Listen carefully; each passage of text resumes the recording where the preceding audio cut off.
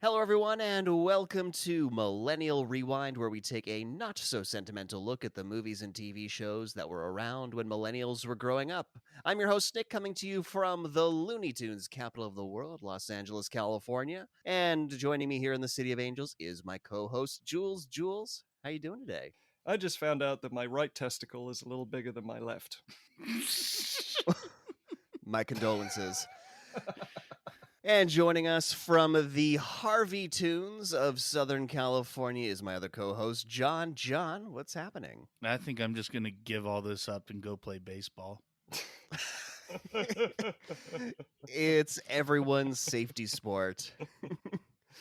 And for the first time in Millennial Rewind history, we have a guest on the podcast. His name is Rob Boffard. He is an author who writes under the pen name Jackson Ford. His claim to fame is the Frost Files series, which includes The Girl Who Could Move Shit with Her Mind, Random Shit Flying Through the Air, and the recently released Eye of the Shitstorm. He joins us today from Hollywood's girlfriend who lives in Canada, Vancouver, British Columbia. Rob, welcome to the show. Thanks so much for having me. Hollywood's girl, that's a new one. I like that one. Hollywood's girlfriend. Well, yeah, because it's Hollywood North, so, Yeah, you know. no, I like it. Also, I just found out my right testicle is bigger than my left one, so we're doing well. Really. Between the both of you, you have one set of, perfectly sized testicles. When our powers combine. There's a Captain Planet reference in there somewhere. Yeah, that was the Captain Planet spinoff that got canceled real fast in development. Our testicles combined. So we did not do Captain Planet this time around. We watched the 1996 cartoon/sports movie Space Jam, starring the legendary Michael Jordan. And John, how would you tell someone you watched Space Jam without saying that you watched Space Jam? Well, at first I was just coming up with synonym titles like Astronomical Marmalade or Infinite Quandary. But then I realized, actually I sat down and watched what happens to me my least favorite sports movie ever. Okay. There are some terrible sports movies out there, so that is some pretty harsh criticism. Air Bud is on the list. This could get worse. And Jules, if the producers had asked you to come up with a different title for this movie, what would it be? Oh, there was only one. It was Who Framed Michael Jordan for Steroid Use? Very good. What is up with Very that good. locker scene? I swear. We'll get there. We will get we there. will We will get there. And I want to absolutely get clarify that I am not accusing Michael Jordan of steroid use, but whether it was intentional or unintentional, that's what comes across in this movie.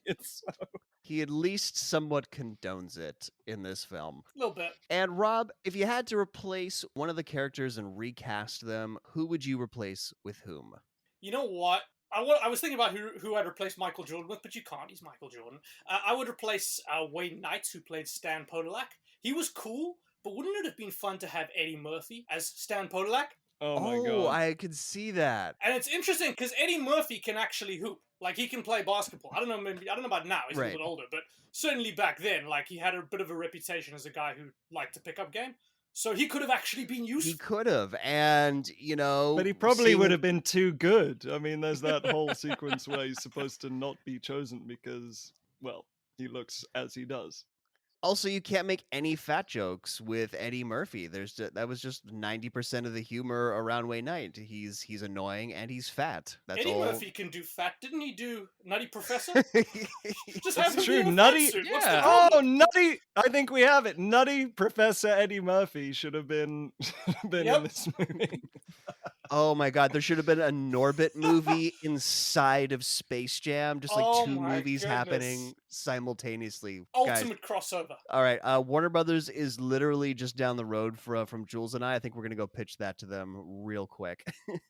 So, Rob, the crazy coincidence, you and I basically grew up down the road from each other in South Africa. You are the only one who got the sexy South African accent. I just have to have this boring American one. Yeah, man. This was a trip for me. When we chatted before this podcast, I was like, we were in Johannesburg at the same time. We went to schools that were very, very close to each other.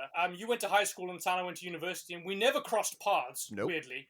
but it was just a trip for me. And here's the thing, I can usually just talk about what South Africa was like back in the day and have no one call me out of my bullshit. Today, I actually have to be somewhat correct about what I say. I mean, because I recall Space Jam being a huge freaking deal down in SA. Just everyone watched it. Yeah. All the kids were into it. Michael Jordan transcended national boundaries. Like, it didn't matter where you were in the world, you knew who Michael Jordan was. 100%.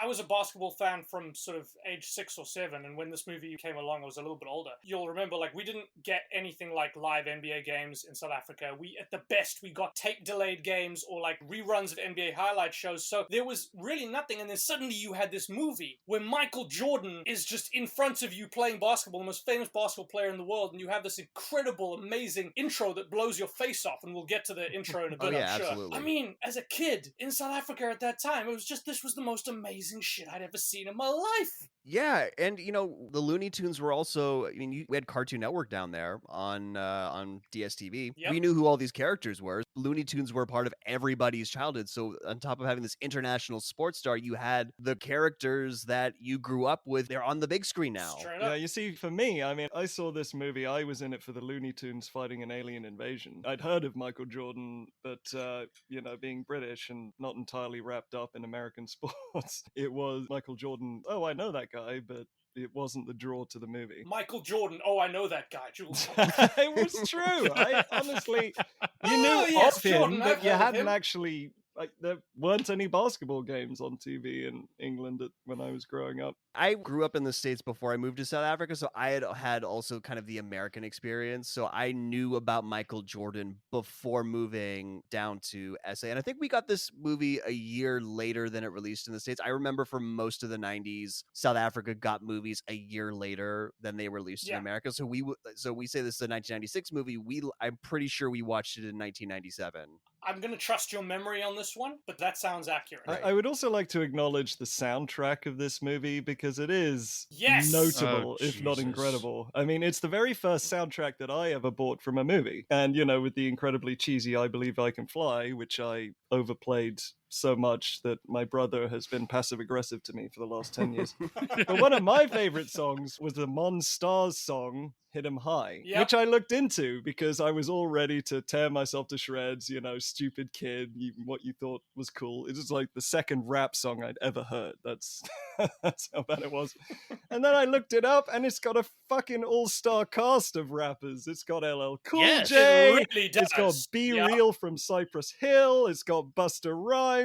I tell you, this is one of those rare moments I gave 9-year-old me just a little high five. You did okay. Getting rappers of that caliber onto this, like, well done, guys, because it's the Yeah, perfect the track. least known track on there, and it's amazing. Yeah. Yeah. Whereas the Space Jam song, "Shoot Me," just fucking shoot me in the head. No. I'm not allowed to criticize that. How dare you slander the Quad City DJs? Come on, ride the train and ride Yeah. it. Come on, ride the train and ride it for a full like fucking minute. That was their big hit before this. God. So, John, you're actually the only guy on this podcast right now who was in America when when this released. I mean, do you have any? Yeah, Can you yeah. give us some insight of what the vibe was like when Oh, this I remember came it out was here? huge. It was absolutely huge. Well beloved, just not by me. I should have loved it. I love Looney Tunes. Michael Jordan, as you guys have already said, biggest star on the fucking planet. It just didn't interest me. I eventually wound up seeing it. I don't know where we were going, but it was on an airplane. Okay. When it was your in-flight entertainment is this. Oh yeah. If you don't want to watch the movie, hope you brought a book or enjoy listening to the person sitting next to you. Oh God. Yeah. Back in the dark times. But yeah, everyone else I know just absolutely loves this movie. I don't care. Killing me now. There's good moments. I will give credit. I will give credit when those moments come up. But for the most part, I had to watch this in installments. Wow. I had to take breaks. Interesting. I watched it twice, and the first time I watched it, I'm like, oh wow, this aged pretty well. And then I watched the second time, like, wow, there's some shit going on here Oh, that needs to be dear. discussed. So how about this? Let's take a quick break, and we'll start breaking down Space Jam.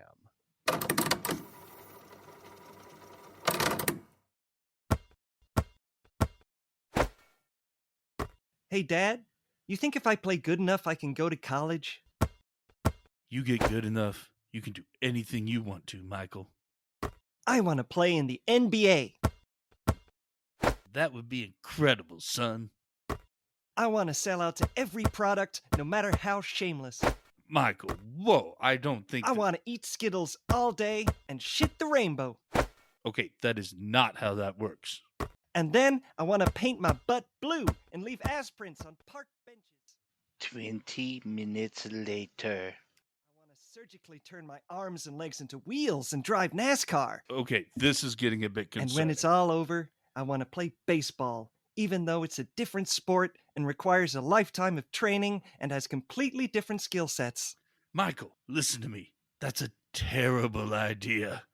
Just play the sport you love and don't act like the world revolves around you. Sorry, Dad? I wasn't listening. What was that second part? Get your ass to bed.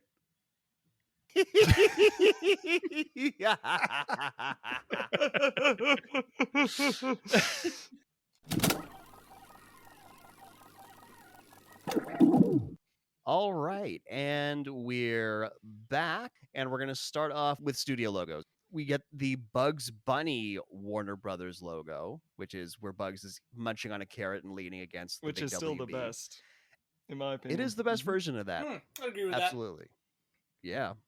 So we start with a typical 90s movie score. There's just something like you listen to a 90s movie score and you just know it's from the 90s. It's either like the same string instruments or it's the same woodwind instruments, but it's just they all sound I have to the say, same. when the I Believe I Can Fly started, that touched my heart a little, and I'm incredibly cynical and stone-hearted, so that says a little something.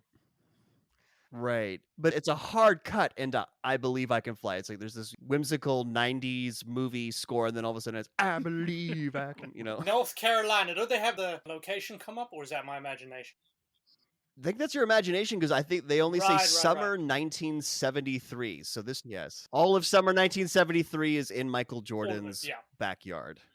All of it. And we start off with a young Michael Jordan practicing basketball, presumably in North Carolina, because I think that's where he grew up. And he's just doing this because he can't fall asleep. And he's being really loud and he wakes his dad up. And his dad comes out to tell him to go inside. And he's like, Dad, just one more shot. Like every kid in every movie, just like one more time or one more candy and he's all right, just one. And then he gets it. And then he tells him to keep going. So clearly his father doesn't know how to set boundaries Way to follow through. with his just child. One more shot. Oh, that was nice. Okay, shoot till you miss then. Was I the only one who thought, a kid that age thinking about college felt very fake? He should be thinking about monster trucks. Not at all, man. If you love basketball as a kid growing up in the States, college players and NBA players are your heroes. And it's very easy to go, I want to go to college, I want to go to play in the NBA. Like, I could see that. Right, but he's got his whole life plan. It's like I'm gonna go to North Carolina, then I'm gonna go play professional basketball, and then I'm gonna go play professional baseball, just like you, Dad. Yeah, like maybe that was a little bit much. I want to play professional baseball. Yeah, okay. Dial it back, dude. A little bit. Yeah, and then I'm gonna be in Hanes commercials with a Hitler mustache. I've got it all figured out, Dad. Oh God, I forgot his toothbrush mustache phase. Dad, I'm gonna tell the world that Republicans don't buy sneakers. Or do buy sneakers, excuse me. Something about Republicans and sneakers, Dad. Republicans and sneakers. That was Okay, also Michael. my line when the dad said, baseball, now that's a sport, is the most incredibly untrue statement that to any European ears, that is a very true. So is this cricket snobbery or is this soccer snobbery? I'm trying to just make sure I understand which snobbery this is coming from. This snobbery is coming from the fact that it is globally not a very big sport in any way. So his dad is like, oh yeah, and then when you're finished with all that, after he's like listed off his entire career plan, when you're finished with all of that, then I suppose you're gonna fly, huh? And then mini Michael Jordan doesn't respond to that. He just turns on a dime and starts running toward the basket, and he slow-mo jumps like 2 inches off the ground, and we slam into the opening credits. Literally like, come on and slam. Welcome to Space Jam. which also has Hoop I There It Is. know. Hold on, can I say one last thing about the little intro sequence before we hit the actual Oh, amazing please title drag this out sequence, as much as you which, can. which I'm going to talk about. And sorry to get serious for a sec, but in retrospect, something strange struck. The reason Jordan left the NBA for the first time, or at least part of the reason, was that his father was murdered. They never really found out who did it. And in retrospect, I was watching this and thinking, man, Jordan actually allowed the scene into the script. Like, the very first scene is a scene with his father. And I didn't quite know what to make of that. I was like, how would it have felt for him watching that or reading about it in the script? Yeah, knowing that some dude who wasn't his dad was going to play his dad. Yeah. But in fairness, that wasn't him in the opening scene either. No, it was not. You mean they didn't invent time travel? Michael Jordan in a child suit. Yes, John, that is how movies work. Yeah. Yes. Well, now I've just lost my last shred of childlike wonder. Thanks, John. Damn it, John! I was clutching to that. That's what I'm here for. We're only getting started on this movie. All right. So opening credits. Come on and slam and welcome to Japan. I forget. That's how my brother always sings it. So we get the opening credits. Bugs Bunny is the only Looney Tune to get an opening credit. It's just all humans, which I think was not fair. Daffy Duck had a lot to do with this film. And this is literally 3.5 minutes. We have to show Michael Jordan being awesome contractually because we're going to show him sucking at baseball for such a long time. We really need the audience to know that Michael Jordan What I doesn't put suck is at stuff. someone holding up a sign saying Michael for president establishes this whole thing as pure propaganda. That's what gave it away as pure propaganda? So much of this movie is just kissing Michael Jordan's ass. I think there were a lot of rewrites where he said, nope, you got to kiss my ass here, and you got to do it But here. there's plenty of and- little bits of poking That's fun true. at That's himself, true. especially in regards to baseball. And that's some of the stuff that I it's- legitimately like in this movie. Absolutely. Which is odd because he's such he's so hyper competitive and he actually wasn't bad at baseball. It was strange that he allowed himself to be shown sucking at baseball. Yeah, the trade-off clearly was this opening sequence where no, you got to show me dunking all the time, all dunks all the time during this intro. Ivan Reitman of Ghostbusters fame was a producer Hence on Bill this. Murray? Yeah, we're going to get to Bill Murray, but probably hence Bill Murray. There were 4 credited writers on this film. 4 credited. And it shows. 100% accurate. See, you're already starting to come around to my side. After I timed it, it's 3.5 minutes, and after the intro sequence, Because Quad City DJs take so fucking long to get to the point of their songs. I will not hear any more slander against Quad City DJs, especially the title song here. How dare you, sir? How dare you? Hoop, there it is. Hoop, there it is. It's the great truth of our time. Hoop, there it is. Yep, telling it like it is.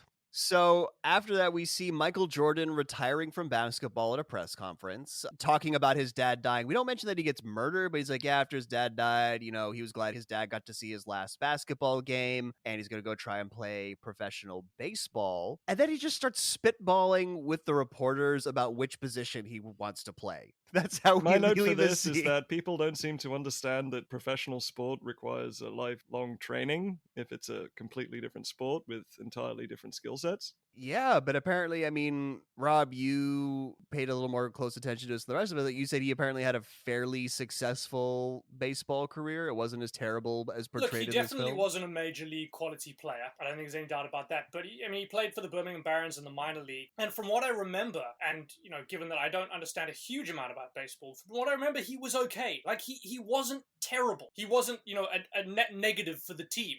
Which makes sense because he's an incredibly athletic individual and he's incredibly driven. So I don't think that there was any chance that he would have completely sucked. He was an okay player. I think we can say that. Sure. So while he's spitballing about whether he wants to play outfield or be a pitcher or, catcher, whatever, we fly through space to an alien theme park called Moron Mountain. My note here was no one on the planet has noticed Alien Planet Amusement Park, and it's a return of the reboot TV series animation style. Yeah, there's some 3D animation in here mixed in with the 2D. Like when you go through the mouth of Moron Mountain, the entrance, it's definitely computer animation. And we see the rides inside, and there's a pretty awesome ride where you're on a Ferris wheel with rocket ships and a laser shoots you. And we see one of the rocket ships get blasted off and it crashes. I mean, huge liability for the park, but it seems like this is just how the ride is supposed to work. And a very apathetic alien kid is just, this sucks. Don't bring me here anymore, all right? Like that 90s dude. And this whole thing is caught on CCTV, and we meet Danny Yes, DeVito that alien. surprised me. I had no idea it was Danny DeVito in this movie. Me neither until I saw the credits. I'm like, holy Well, crap. I heard the voice and went, "Are you fucking kidding me?" Like I had to pause and double check just to make sure. I mean, my note here was Hollywood executives have never looked sexier. I mean, right. So who wants to be the first to search Swackhammer porn? Because it's out there. I mean, yeah. His name is like Mr. Swackhammer. What? I mean, maybe they mentioned it once because I didn't catch it until I read the credits. Yeah, Danny DeVito alien, big porky, smokes cigars, like typical fat cat CEO executive. He's really pissed, because he's watched what this little kid said, and the customer is always right. So he's like, we need a new attraction. And you know what makes great CEOs? Making snap judgments based off of one kid's opinion. That's how you take a Well, company I got a bit forward scared for a moment into the because when he future. says we need something nutty, wacky, he started building along, and I was saying, "Oh, please don't say my penis. Please don't say my penis." Well, yeah, because he realized they need a new ride to bring in new customers, and he sits down on his fat butt, and it turns on the wall of TVs. It changes the channel, and all of a sudden, the entire wall of computer monitors or TV monitors is Looney Tunes. And he's like, "Yeah, bring me the Looney Tunes." So already, cartoons are real in this world. Because I mean, all the aliens are animated, but he's like, "Yeah, just bring me the Looney Tunes." Like that's a thing that can happen. Clearly. Nobody questions it. Yeah, he has like 5 little sycophant alien Yeah. creatures, shining his shoes and, bowing down to him. And they have the surfer, stoner, hippie alien. there He's yet? like, Alien office politics are the same as Earth's. Yep. Are they weird sycophantic little aliens? Are they named? I don't remember seeing them in the credits, but they must have names. They must have names, I believe and I have they're no named idea. later on when Bugs pulls down the blueprint. I think they give them names. Okay. And so, but Danny was like, "Yeah, make the Looney Tunes come, even if they don't want to come." Firmly establishes him as the bad guy. And now we get to watch Michael Jordan suck at baseball. Yes, we do.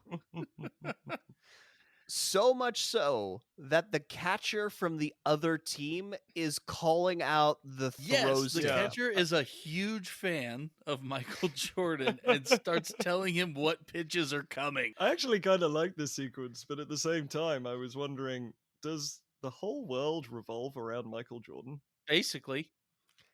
In this movie, it Kind absolutely of in does. real life as well for a while. For a while, I yeah. think he was the most famous person on Earth. You can make an argument for it. Oh, absolutely. In Yeah. the 90s? Absolutely. So that we meet Wayne Knight, and I'm just going to call him Wayne Knight because he deserves to be named. He was Newman in Seinfeld. He was Dennis Nedry in Jurassic Park. He had a recurring role on Third Rock from the Sun. Wayne Knight has Oh, yeah, earned his name. wonderful 100%. actor. Al this the podcast. Chicken Man in Toy Story 2. Really? Yeah. Yeah. Wow. Oh, yeah, he was. Cool. All right, I'm out. was. Have fun with the rest of the episode. Mic drop. Actually, in the context of this episode, that has multiple meanings. So we get introduced to Wayne Knight, and he's just he's there to play the bumbling fat guy who's really annoying. And he gets called over by the owner of the Barons. They actually use the Barons in this. And he calls him over, and he basically knocks over a black lady to get to the owner. Do you notice that? I actually did, It's yeah. Yeah, she like clearly works for the baseball stadium, and he just like almost knocks her over to get to this Casual guy. hate crime. Little awkward. Yeah, little awkward.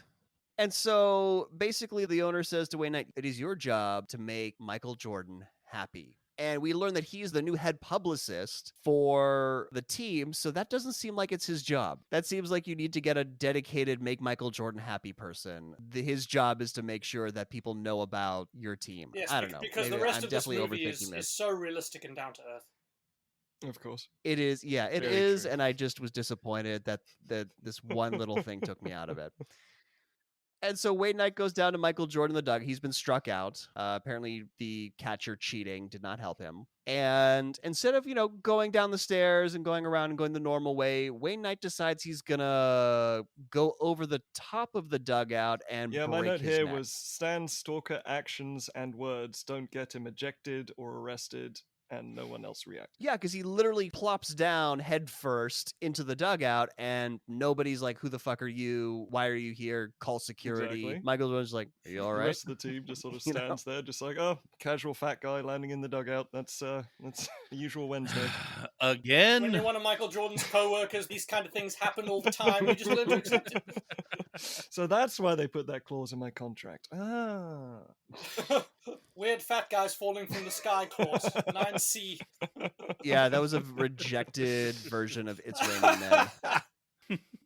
So the baseball game is interrupted by a cartoon spaceship flying over. And did anyone notice that the ads for the baseball stadium looked like they were all out of Field of Dreams? Like they're all like these 1950s style stadium ads on the back of the field. Nope. Pick that up. Did not know that. The only thing I noticed was when the spaceship smashes through the ground, it's in the parking lot of a store called Piggly Wiggly. What the hell is that store selling? that's a real store. Oh, that is a real store. Wiggly Wiggly's That's a real store. Yeah. Yeah, that is a southern supermarket chain. Famous southern I never come supermarket chain. across it. You live in America. Apparently not long enough. They're not fully national, though. When we say southern, it actually means like the southeast part of the country. Right, okay. So Yeah. very far from Los Angeles. Yes, very far Right. from Los Angeles. So yeah, the cartoon spaceship obviously has the sycophant alien guys from Moron Mountain. And yeah, they crash into the parking lot of a Piggly Wiggly, but keep going. They're in a tunnel. Apparently there's tunnels to Looney Tune Land under And Piggly it's Wiggly. common knowledge. Obviously. So the Looney Tunes live underground, but have sky. Yeah, they have sky. And they have tunnel entrances covered by ground in 3D land. And you have to go through a Warner Brothers membrane Yes. in this underground Yeah. tunnel, but that also leads to the sky in Looney Tunes land. Yes, What? makes perfect sense. Yeah, I'm almost had a stroke just saying that all out loud. That is It's where the Four Riders came in. Jesus. The amount of thoughts not put into this movie was just Yes. extraordinary. So I just want to ask, is Looney Tunes Land hell? No. That's a great question. Because it's literally in the center Oh, of the shit. earth, and if you do terrible things, you get tormented by Is Bugs this what Bunny you, for is all this what you do eternity. in the Linear Rewind? You ruin these movies forever. Dude, Yes. damn. You were warned. You were warned. Jesus, I'll never be able to see this movie the same way again. I'm not sure if Looney Tune Land is hell. It's like one of the levels. Like you get Looney Tune Land, the land of the mole people, crab people, and then hell. That is true, because in numerous Looney Tunes cartoons, you do go down into hell. It's true. That's true. It's like a Warner Brothers Inferno, Dante's Inferno. So Different regular levels. Looney Tunes Land is purgatory, and Moron Mountain is heaven, because that's up above us. Obviously, yeah. Okay, got it. So we're now Rob in is seriously Looney Tunes land. reconsidering his decision to be on this show. As he You should. know the meme of the guy standing in front of the wall with all those the strings leading to one another, and all the clip. He's like, "Listen, listen." It's all That's connected. yeah. me right now. I'm like, it's all connected. So now we're in Looney Tunes land, and of course, Bugs Bunny is being chased by Elmer Fudd. Normal Looney Tunes shenanigans, you've seen this bit before. Elmer Fudd gets his gun right up to Bugs Bunny's head, but before he can blow his head off, the ramp from the alien ship just crushes timing. Elmer Yeah. Fudd. Yep. Great timing. We're gonna get one of the many fourth wall breaks that Bugs Bunny does. Oh, throughout classic the film. Bugs Bunny shtick here. This was a very nice touch. I 100%. thought. It's one of the few times Yeah, the Looney I Tunes enjoyed it. characters act like themselves in this movie. It's Yes. true. The aliens come out and they're like, we want to talk to Bugs Bunny. And he's like, oh, Bugs Bunny, has he got, long ears like this? And he's like, yeah. Does he hop around like this? And he jumps. That was actually a point. Bugs Bunny has never hopped around like that ever in any of his animations. Come on, Jules, let the joke live. Let the joke live. It's a good joke. I will let many jokes live in this movie, but that one bugged me. It bugged you, eh? Oh, you get one of those per Nice. episode, Rob. One. There's always got to be that guy, that asshole. I'm sorry. No, you fit right in. It's great. So yeah, he's does he say what up, Doc? Like this, and like yeah, it's like never heard of him. And the intelligence levels of these aliens it varies because they totally buy this that oh yeah he's not Bugs Bunny, but then he tries to walk away and they zap the ground around him, and they're like yeah, do you think we're stupid? I mean yes, clearly. Like, you should know who Bugs Bunny is. Looney Tunes exist in your world. It's on your TV You were in Moron Mountain. specifically You sent should to absolutely get this know. person, thing, whatever he is. It's varied, Right. for sure. Don't move a muscle. It's exactly what It's they important say. to know that these are very small aliens, very unintimidating. That's the gag that they're going for. So the aliens tell Bugs that he's got to gather up the other Looney Tunes because we're going for a ride. And because they got to milk all the comedic value out of the stoner alien. He's like, where to? And he gets absolutely bitch slapped by the leader alien. So Wayne Knight drops Michael Jordan off at his home in his piece of shit convertible from the 1950s. Yeah, I put no smoking sign on his car, makes me want a cigarette. And it's smoking. The car is literally smoking because it is in such disrepair. That's the joke. Ha, ha, ha. Also, doesn't Michael Jordan have a car? The idea that he would ever let himself be driven home in this piece of shitmobile is just staggering.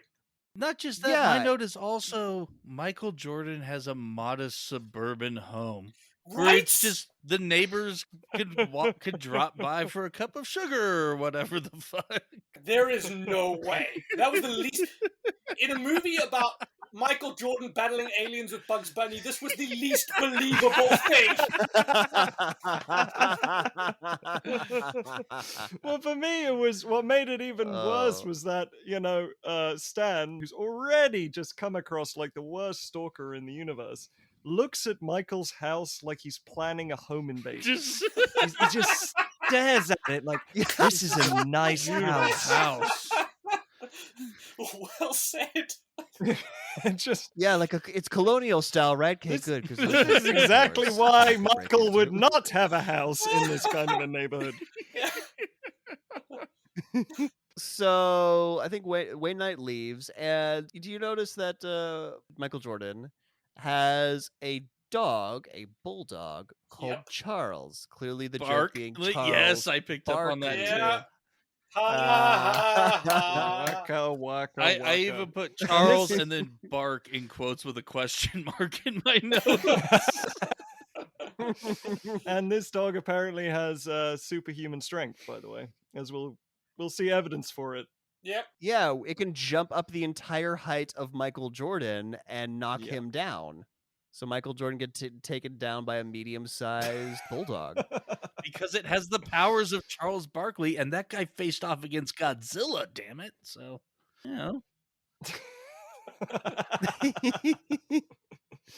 So then Michael Jordan's wife comes home in her oh god, what do they call those? Minivan? Yes. Minivan. So she comes home and apparently she has stolen a children's baseball team. She straight up cold abducted.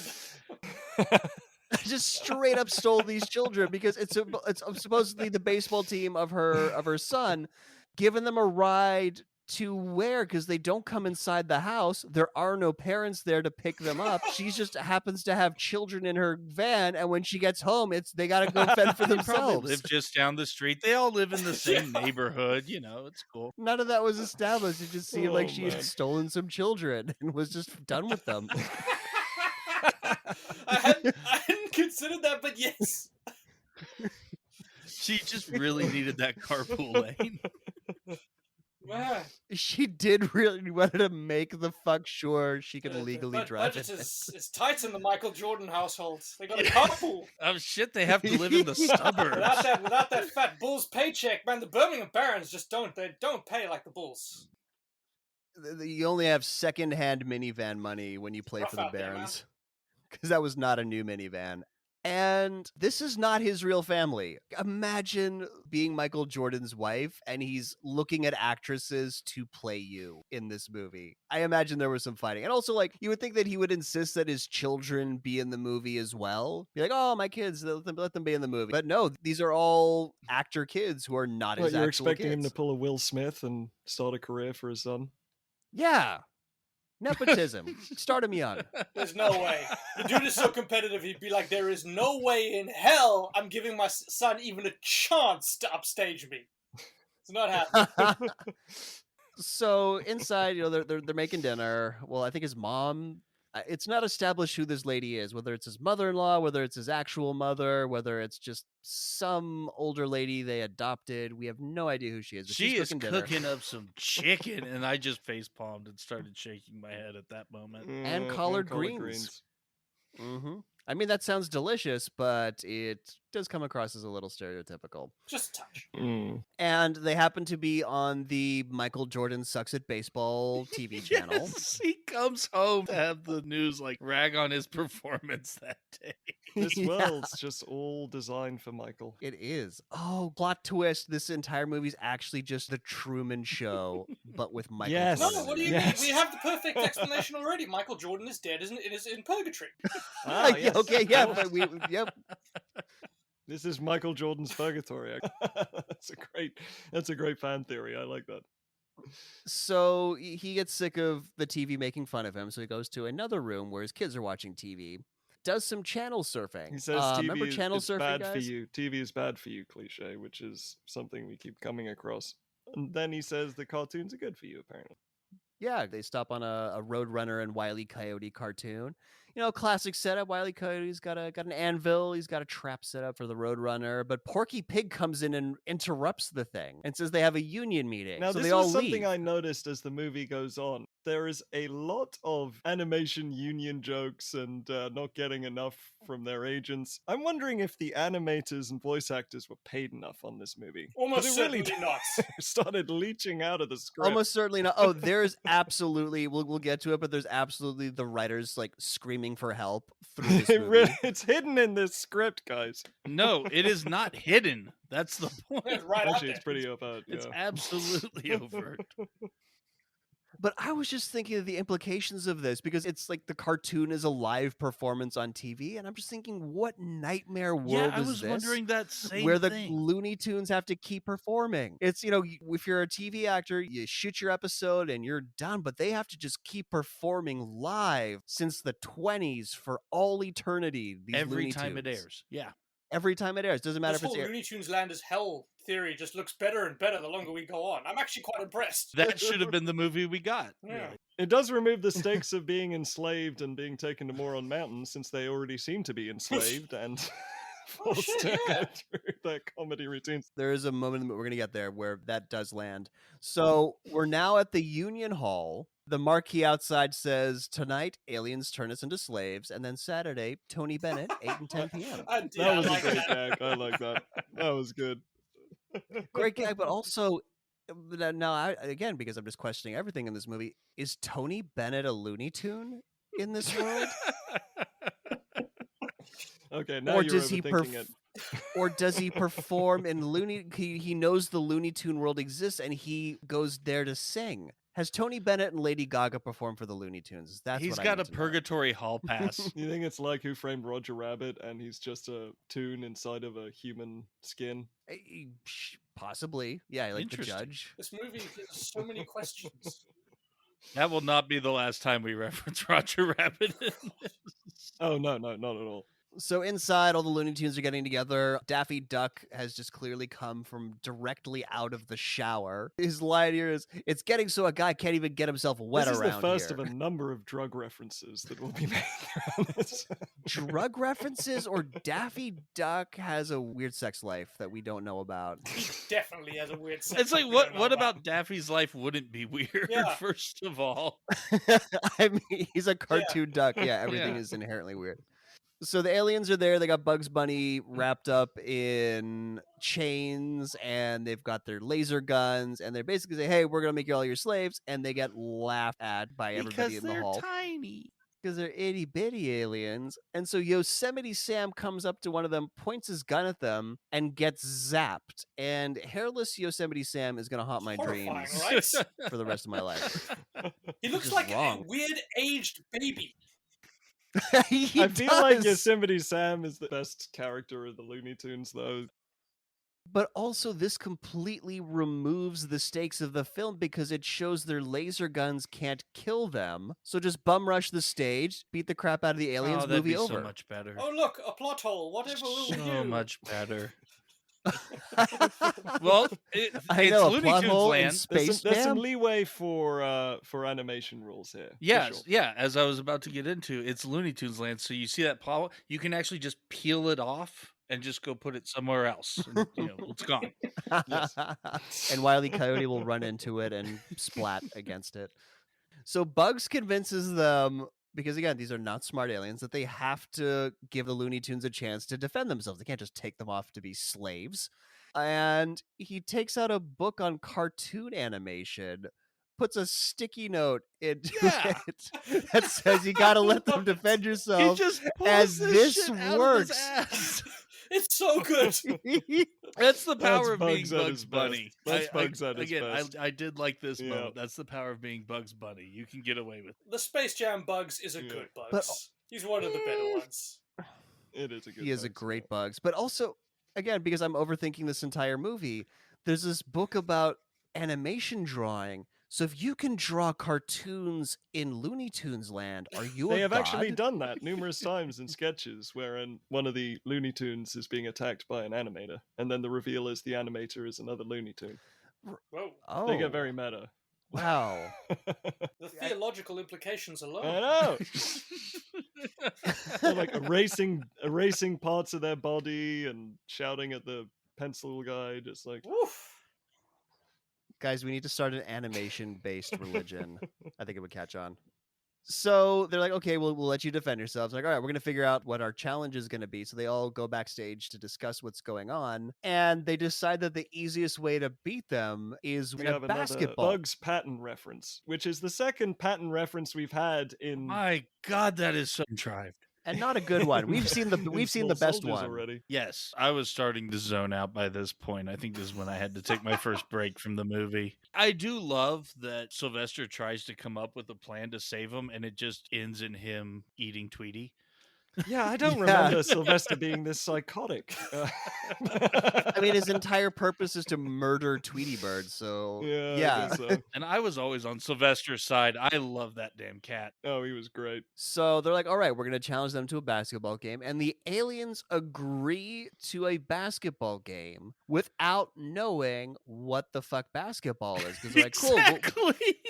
They Yeah, like, watch cool, a we'll play fucking basketball. newsreel to educate themselves. Oh, that's amazing. My first reaction to this was that the aliens react the same way as Europeans react to basketball, but You watch newsreels?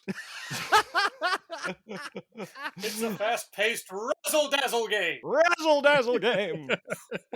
Yeah, this cartoon union has just a basketball educational film. Not a tape, a film on tap just for such an occasion. And you can tell this is an old educational film because all the basketball players Yep. are white. Dodge, duck, dip, dive, and die. And the film mentions that the NBA has the best players in the world, and this gives the aliens a very devious idea. So cut to Madison Square Garden, where Suns Knicks are playing, and the shrimpy aliens are pulling the two kids The in a greatest trench coat. disguise ever made. Yeah, it's like two Disguise. kids in a trench coat trying to get into an Yeah. R-rated movie. And they sit next to Dan Castellaneta, the voice of Homer I Simpson. know! Yes. Yes. Are you kidding? He's I sitting missed right that next to him. I had completely. to look it up because I was freaking out. Oh my god, Yeah, it's Dan brilliant. Castellaneta like appears in the most random things. He's in an episode of Entourage. Yeah, he's Homer Simpson, and he has this very small role in My Space interest Jam. in this movie spiked exponentially once he appeared on screen. I was like, oh, okay. 8 seconds. Cool. Thanks. Like the lone beep on a heart rate monitor and it's flat. Yeah. Yeah, I'm dead again. Yeah. Bye. Back to my purgatory. Dan Castellaneta's wife notices that there's something up with the trench coat that just sat down next to them, and she says the guy next to me is doing something very weird in his trench coat. Yeah, my note here was, honey, let me watch the game. I don't care if that guy next to you is jerking off. This is more important. Yeah, Ain't more Barkley's important. killing us, wifey. Also, if I say the words Vincent Adult Man, does that mean anything to you guys? Oh, is that from BoJack The Horseman? 3 kids in a trench coat? Yes. Yeah. Yes.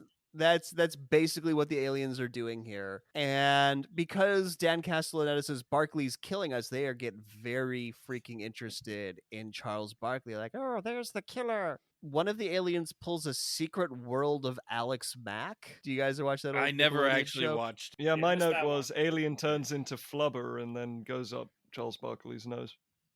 That is also a valid reference. So yeah, it turns into like purple flubber, goes up Charles Barkley nose. And my note here is nobody sees this. Right. There are cameras everywhere. There are like 10,000 people watching this game. Nobody notices purple flubber going up Charles Weirder Barkley's things have happened nose. in an NBA game, I'm just saying. In the NBA, we just call that Tuesday. And Charles Barkley immediately starts sucking. He's just doing terribly. The alien that stole his talent puts it in a glowy basketball, because apparently they had a basketball, by the way. They just had it in their trench coat. And apparently they knew that basketballs are a great storage medium as well as for height talent. and athleticism. Which sort of gets skated over a little. Yeah, they steal his whole talent, bunch but they of obviously don't steal his height or his athletic ability, Exactly. yet somehow they gain that later on. This movie is just fabulous. Well, that's one descriptor for it. So they also steal Patrick I don't know who the fuck any of these other players I can are. help They with get that. Ewing in the air. Yes, it's Charles Barkley, Patrick Ewing, Muggsy Bogues, Sean Bradley, and the last one's Larry Johnson. Yeah, eventually they get the rest of them, but in this game it's just Barkley and Ewing. Yeah. And then we get Popcorn Guy, who is my hero in this movie. When that basketball hits him, he absolutely explodes his popcorn everywhere.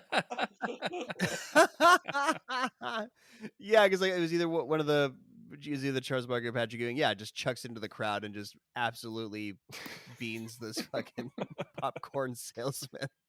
So now we're in a hotel room, and this scene is brought to you by McDonald's. Oh man, what's coming up? Everybody's sucking has become national news now, and somehow these aliens were able to hit up every major basketball games across the country, because they were stealing from North Carolina players, stealing from, I don't know where the other guys play from, but yeah, they wasn't just New York. They did a road trip around the country and stole a whole bunch of talent real fast. No, it's easy, because all you do is you go back down into Looney Tune land and then just point in a different direction, the sky go right back up. Yeah, so long as basically teleportation. Student power. as long as there's a golf course or a Piggly Wiggly parking lot, you're fine. Spoilers for the golf course. Just when you thought it was safe to go back into the Piggly Wiggly. That should have been the tagline for this movie. It's the tagline for the new Space Jam movie, actually. There we go. Oh, poor LeBron. But yeah, so we're in the hotel room and there's a knock at the door and he just goes, "It's open." That's not how hotel rooms work. No. Yeah, you don't know who it is. That could be an axe murderer. There are no axe murderers. And in then this Wayne Knight universe. comes in just with the best product Oh, placement shilling that you There could is hope for. no way to cram any more product placement into a single sentence. It is scientifically impossible. He mastered that shit. Isn't it beautiful? It's every product endorsement that Michael in Jordan a has single ever done. sentence said in about the span of 2 seconds. That's because he's a goddamn professional. He was, I'm gonna get this out of the way as Yeah, quick Wayne as Knight, possible. goddamn professional. I don't know. I thought it was quite a good line. I thought that was quite a good way of like tackling something that they were contractually obliged true, to do. yeah. Like, yeah, let's it not even be fast. subtle. Just here it is. Yeah, boom, it's product placement. There Now you we can go. get back to comedy. Guys, nobody wrote No. this line down, did they? I feel No. awful about it now. We're just gonna keep talking about how amazing We're it is. talking about I don't it. want the product placements to think that, they have to earn it on our show. We're not going to mention it on our show until they give us money. That's a good point. Come on, Michael, it's game time. Get your Hanes on, lace up your Nikes, grab your Wheaties and your Gatorade, and we'll pick up a Big Mac on the way to the ballpark. Yeah, now we're at the Lakers, the Forum. So this was before they opened the Staples Center. The Lakers played at the Forum. And the Lakers won't play because they think there's germs in the locker room that's going to make them suck like all the other players. The coach is like, no, guys, that was in New York. That was at other places. Don't worry about it. And one of the players says, yeah, but germs like that can travel at the speed of light. And I know Faster than the speed faster of than the light. speed of Yeah, this was eerie given the past It year was a and a little half. eerie. No, you know what? With COVID, they played anyway. They figured it out. So the idea that they would shut down the league because 5 players start sucking. It's Exact- true, yeah, exactly it's my very note true. too. Like Yeah. that's what I have. What we saw happen to 5 people maximum, and no one has problems wearing fucking full on gas masks in this World movie. War One gas masks too. Yes. Yeah. right, because the coach says them like, if you're not going to go change in the changing room, you gotta change outside.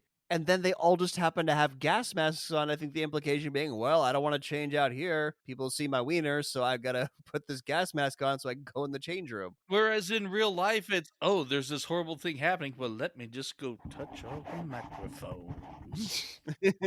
Oh, don't even get me started on Rudy Bloody. Did Gobert. anyone else pick up on that one player's comment that this could be the invasion of the body snatchers? And the reaction yes. from the press is, and everyone else is, yeah, it could be. Yeah, Valid another theory, nice NBA, little dude. touch. So the Looney Tunes are now at an outside basketball court trying to figure out who's played basketball before. They only took into consideration the aliens' height. They didn't take into consideration an activity that any of them would have had talent for. Yes. And Daffy Duck does a little catwalk strut because he wants to know what outfit he's gonna look best in to play basketball. What? Jesus, why am I watching this again? Because it's fantastic. That's Oh, why. man. Fantastic film. The Citizen Kane of its time. They gave Daffy a little smile. He always gets his ass kicked in the cartoons. I was glad he got his little moment here and there. I'm kind of partial with purple and gold, Mark. Yeah, he thinks he looks really good in Lakers colors. Yep. So now it's apparently time for the aliens to use the court. It's, they wrote down on the sign-up sheet that it's their time now. But there's 2 courts. They have the indoor one that we'll be in later, but there's this one, so they could each have their own court. But no, we've got to contrive to get them all together. And the aliens... They went to the council and scheduled this specific court. Yeah, they spoke with their union, and they negotiated a deal. So now the aliens use performance-enhancing magic to become giant monsters. It's because they touch the ball, and nobody, were the Looney Tunes watching them? Surely, somebody should have called, hey, man, that's cheating. But no, they turn into giant freaking monsters, 9 feet tall, jacked aliens. They also, manifest basketball uniforms. I don't know. These are... And Absolutely. they all have the number 0. Yeah, they all have the number 0. And Porky Pig looks directly at a camera and says, wet myself. Yeah, the blue alien goes up to him and says boo, and he says he wet himself. And my note here is Porky Pig's reaction was the same that I had when I was 9 years old and watched Predator. So My reaction was, you're not even wearing pants, Porky. I was about to say, I was thinking, does he wear pants? No, No. he doesn't. So what are you worried about, bud? He wears an open jacket and a bow tie that somehow stays on? Yeah, I he don't know. Donald Ducks it through life. So he should have said, I wet the court. He just should have not said anything. Yeah, that was a terrible Yeah. one because we pull out and there's no piece, so that he clearly didn't wet anything. It would have been much better. Well, in this case, it was better to tell rather than show. Yep, there's a lot of that going on in the stuff we watch. Also, the sky decides to help out and become dramatically dark and stormy, just to, tune logic. Toon logic. Yeah, And through some impromptu brainstorming, they give these aliens the name the Monstars. They're monsters. They're basketball. They're Monstars. Okay, because they need a bad guy name. We've just been calling them the aliens. Yay. writer's room, dialogue somehow ended up in the movie. And so as the Monstars leave the court, a building just collapses for reasons. Also, they cut the basketball. Was that necessary, guys? Yes. Intimidation. I think that was the idea. Cut to Yeah. Bill Murray playing golf as Bill Yes, Murray Bill while Murray wearing an as umbrella himself. hat. Yes, the umbrella hat. It's just, I don't know how he became involved in this movie. Jules, you said something about Ivan Reitman, which I'm going to ask you to explain in a second, but just Bill Yeah. freaking Murray appears in Space Jam. Saving What? grace of Yes! this movie. Clearly got thrown in. That was why they added another writer and Ivan Reitman from Ghostbusters. But They just had to Yeah, throw Ivan in Bill Murray. Reitman, Bill Murray. Of course, Ivan Reitman, But- Ghostbusters. Yeah. Here's the thing, I mean, that connection is logical, but I don't remember being able to recognize Bill Murray as a kid. I would in my teenage years, I would go on to recognize Bill Murray, but I feel like as a kid, like which kid was looking at Space Jam and being like, Bill Murray? Had I been a kid, I would have.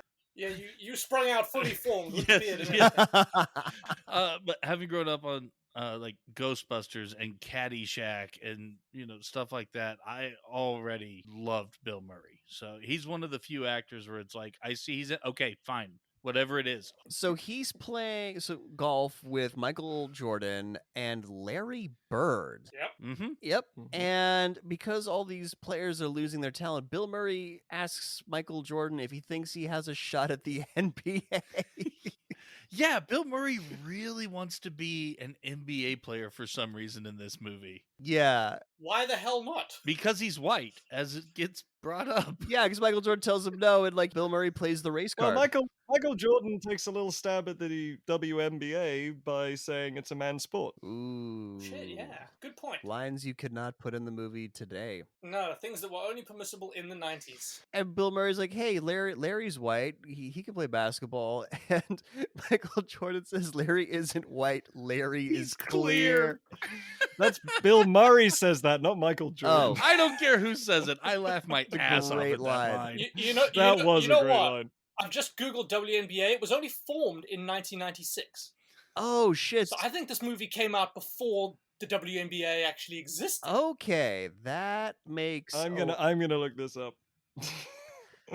So Michael Jordan, they're teeing up, and Michael Jordan takes his turn at the, Oh, it's the same year. So Yeah. he just Yeah, sort so of this would have been gave filmed in them a- 1995, written beforehand. Yeah, Yeah. the WNBA would Yeah. not have It'd been a have been point of shot reference. beforehand. Yeah. So, Oh, they knew the WNBA was coming. They're like, we got to nip this before it can gain any traction. Exactly. yes, Yeah. yes, Women. that line will really do the trick. Yeah. Yes, Yep. in a Women. This is children's, what's needed. they're planting the seed in the children's minds to later hate the WNBA. This movie was sent out to sabotage the W. This movie has so many layers that I never even considered. That's the true Hollywood story of Space Jam. Space Jam, behind the blow. Oh, we'll get to the drug use. We'll get to the drug use. Yeah, in edit, oh, we especially in will. editing that Baywatch episode, I think "We'll get there" is our tagline. That is, yeah. Millennial Rewind. We'll get there. So Michael Jordan takes his shot. He drives, and apparently golf balls are magnetic because Bugs Bunny, who's hiding under the green, drags a magnet underneath. yeah. So Michael Jordan can get a hole in one. How does he know Michael's turn to drive? And how the fuck do magnets work? Magnets, they're a mystery. Always yes, with the magnets. perfect reference. and the ability that everyone can see a hole in one from the tee. I did wonder about that.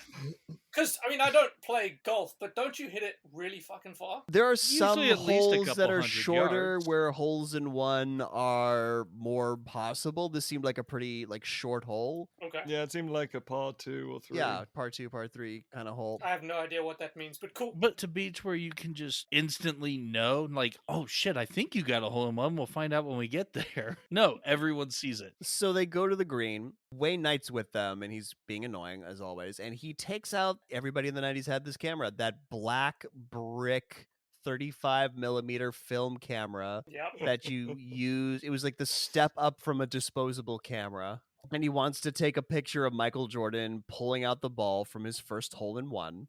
Michael Jordan gets yoinked it down the hole. A cartoon rope comes up and just zoop. And Bill Murray His reaction. yeah. blames Wayne Knight's So camera. good. He blames Wayne Knight's camera. It's like, don't point that shit at me. Yeah. He thinks Put the lens cap on. he thinks it's cursed. He grabs it and he just chucks it away. He's like, don't point that at me. Yeah. I just love how just for a few moments they just stare at the hole, just like not reacting, just like staring, Yeah. and then just what kind of camera is that? It's Yeah. perfect timing. That was very I good. guarantee you Bill Murray improvised that. I guarantee you that was not in the script. Oh, absolutely. I mean, he's a master of it. Yeah. Yeah. So Michael Jordan gets pulled down the same tunnel that the aliens flew down. It's either the same tunnel or there's just multiple Warner Brothers membrane tunnels that exist in the universe. I'm going with the latter. Yeah, how the fuck do these tunnels work? Who knows? He gets yoinked down and is in Looney Tunes land and is greeted by Bugs Bunny. And Bugs tells him to watch out for that first step. What step? He didn't step on anything. He just got yanked by a rope. It's a basketball reference, that one. Oh. How? Because people talk about players' first steps, like when you are bouncing the ball in front of someone trying to get by them, and your first step is super important because if you've got a really quick first step, you can get by them. So it's like a really obscure little basketball reference, but it is about basketball. Because the line usually refers to if you have like a set of stairs or something and you're likely to get hurt or trip or fall, watch that first step. So yeah, I don't get it either way. Groundhog Don't know what Day. to tell you. As you said, there are no steps there at all. Yeah, none at all. No, I think, Rob, your explanation is by far the most valid out of this. But so Michael Jordan's like tells Bugs Bunny that he's not real, and Bugs proves that he is real by sexually assaulting Michael Jordan. Just plants a big, wet, sloppy kiss on his lips. Woof. For starters, don't ever kiss me again. Yeah. And then all the tunes in Looney Tune Land come They out like just cream themselves over the fact that they, Michael but they Jordan's come there. out of all these places like they're the Munchkins trying to make sure that the Wicked Witch is dead. So yeah, they're just all kissing his ass because again, Michael Jordan insisted that his ass be kissed throughout the entire film. And so Daffy Duck comes up dressed as a doctor to give Michael Jordan a medical exam. And why is there a paperclip in his ear? Yeah, I put that too. So Daffy looks inside Michael Jordan's ears, and yeah, there's a paperclip in there, and apparently Michael Jordan's ear canals are cartoons. Aren't yours? I haven't looked lately, so I couldn't answer that. I was just, yeah, it's been a long time since I've looked into my own ear canal. I'll have to get back with you on that one. I will say that when Daffy Duck puts the A-OK stamp on Michael Jordan's head, there was a part of me that really wished people would get that stamp after they'd had their second COVID vaccine. I mean, I'd be down with that. Yeah, but you can get crazy okay. people telling you it's the mark of the beast. So Bugs Bunny gives Michael Jordan a recap of the movie, just letting him know what's happened so far. And apparently the producers thought it was appropriate stakes for a kids movie, that a movie starring a black man, the stakes should be slavery. They thought that was Yeah. like, ooh, yeah. Yeah. And the fact that Bugs needs to explain the slavery thing. Michael, you might not be appreciate this, yeah. but slavery is really sucks, and we don't want to do slavery. Yes, tell me again what a wonderful movie this is. But yet you had not just Michael, but 5 other NBA players signing on going, yeah, that's fine. Looney Tunes, slavery, cool. Mm-hmm. I mean, that's weird, right? Yes. Yeah, that is the stakes of this movie. It felt off. Is It felt so off. Just try to not be slaves. And It's the 90s, man. the- It's a wild time. You sounded like the out of touch parents. Have you just tried not being slaves? Oh, God. Oof. So, Add that to the reasons we're going to hell, by the way. There's going to be a list of shit John says that's sending him to hell. and we've seen hell. It's Looney Tunes land. We're gonna get stuck there. Daffy Duck's gonna just be jamming shit in our ears. It's gonna be really And the weird. AOK sign is indeed the mark of the beast in this case. Yes. It is the mark of the beast in this case, yeah. So Bugs Bunny, like he's lamenting, like, you know, having to like perform for all these crazy aliens. He's like, we're gonna be trotted out to perform for a bunch of lowbrow, bug-eyed, fat-headed, humor-challenged aliens. And I made a note here: Bugs Bunny hates the movie's target audience. Yep. Just complete contempt for the target audience of this movie. This is one of the first times that the writers are just screaming out Do you get for bonus help. points if you hit every single category? Because that's pretty much how I felt. Very targeted by this comment. I say you did. I felt very targeted by the Larry is clear comment. As a clear American, I Didn't like being called out there. But he's like, but I'm a baseball player now. Like, I can't play basketball anymore. And then Wayne Knight starts talking to the hole. Yeah, something I noticed here. So it's like you're underground looking up through it, but on the side where the camera is, there's grass. Like not the roots, but there's blades of grass. I did not notice that. Wow, that is wild. Good catch, John. Wow. I'm impressed. For the guy who's not the guy who's not paying attention to the movie, that's Yeah, what I picked up on. I hated this movie. Also, I noted every single thing about it. I'm not interested in the Yes. plot or the characters and just how poorly written they are, but that fucking scenery, man. John is contractually obligated to do this for no money. Yes, he is. You're like one of those dudes who writes the continuity errors on IMDb. What do you mean, like? I am that. Yep. He is that guy. Dildo Swaggin 69 is It's just John's one of the handle. many names you'll find me under. Oh, better that than the movie's target audience. That's all I can say. Not all superheroes wear capes, Rob. So not only does Wayne Knight talk into upside down golf hole, but Bill Murray and Larry Bird Yes! give zero Fucks. They about fuck Michael off. They Jordan. just watch their friend, one of the most famous people on the planet, vanish in front of their very eyes, and they just shrug it off. But oh, who else has why they think that happened? Did you guys catch this as they Yes. fuck off in the golf cart? Just wanted to get away from that stand. Oh, guy. yeah. Yes, that one's that easy. Michael Jordan just had to get away from Wayne Knight.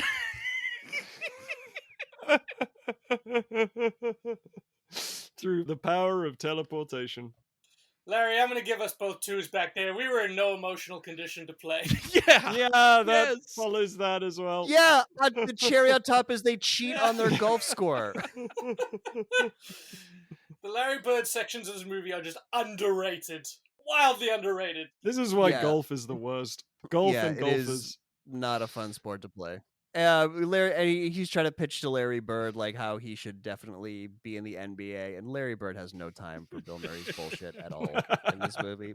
Back in Looney Tune land, the Looney Tunes are showing Michael Jordan their rundown basketball court. This is an indoor court now. Could have gotten this, fixed up in time, but no. Michael Jordan's kind of like, yeah, guys, this place sucks. Like, like, it's a total disaster. And they're like, oh, don't worry, spit shine. They all scream Jesus spit Christ. shine, and they start spitting on the court. Everything. Everything. And it's not just like that it's dirty, it's run down. The stands are busted, like the ceiling's Did you falling notice apart. the enlist poster on the wall? I got No. Top Gun No. flashbacks. Is that a movie you guys are doing or have done already? We just did. There's a moment in Top Gun where they're in the locker room at the, elite school, and there's basically a Navy recruitment poster on the wall. I want to know what the Looney Tunes are trying to enlist people for. Slavery. Did it just say enlist, or like was it? It just looked like a uniform. I would guess Navy or Air Force. I couldn't tell which. We already know Bugs has military gear from his whole General Patton shtick, so yeah, clearly This is there's a true. secret war going on here. Oh yeah. There's a Looney Tunes That is military. horrifying. Who's in charge of it? Well, clearly Bugs. That's what the new one should have been. It should have been the Looney Tunes invade Earth from their underground chamber of limbo. Can we please not talk about the new one? I'm already having enough trouble. No, we're not going to talk about the We're gonna have to at some point. We'll get there. Millennial Rewind. We'll get there. I'll be sick that weekend. You let me know. We'll get there. Rob, you fit right in. So after they've spat all over the place, the Tasmanian devil grabs some mops and starts spinning around and so like cleaning everything up and like fixing everything as he does. But do you guys notice how his spinning around places is completely out of sync Yeah. Yeah. with the court getting cleaned up? Well, that's animation rules. Yeah, I did. By this point, you're kind of just like, yes, whatever. Yeah. Okay. Mm-hmm. Fuck it, Space Jam. So everything's fixed now, and Taz looks into the camera and he says, lemony fresh. And I'm just going to say, if your spit shine is lemony fresh, please see your doctor. But only if you're in Canada, because that shit will bankrupt you in Truth. this country. Coming up is one of my favorite jokes where Daffy lifts his ass and it has the Warner Brothers sign on it and he kisses his own ass. Yeah, because Michael Jordan says you guys are nuts, and Porky Pig's like, well, we're Looney Tunes. And Daffy Duck says that means we're the exclusive property of Warner Brothers. So you got to get that branding in. Also, fuck Exactly. you. Taz doesn't talk. Right? What's up Yeah. with that? Who decided that he would have a voice, and how did they decide what that voice would sound like? That's what I want to know. That's all it should be. Yeah. Yeah, that's all he's supposed to say. With Lemony Fresh. No! Although it would have been awesome if he did sound like someone from Tasmania. Lemony Fresh. Lemony mate. Fresh. Lemony mate. Fresh, you cunts. Taika Waititi's first movie role. Taika Waititi could reboot Tasmanian Devil as a standalone movie. I'll watch the shit out of I that. absolutely would watch this shit out of that. I'd watch Taika Waititi reboot anything. I will come up Literally to anything. Vancouver and watch that with you. Cool. Done. Get some free healthcare while you're up here. No, For your Lemony Fresh spit I know shot. better. I know better. They're like, oh, you're not from here. You're gonna have to pay. Yeah, that happens. Yep. I'm on to you.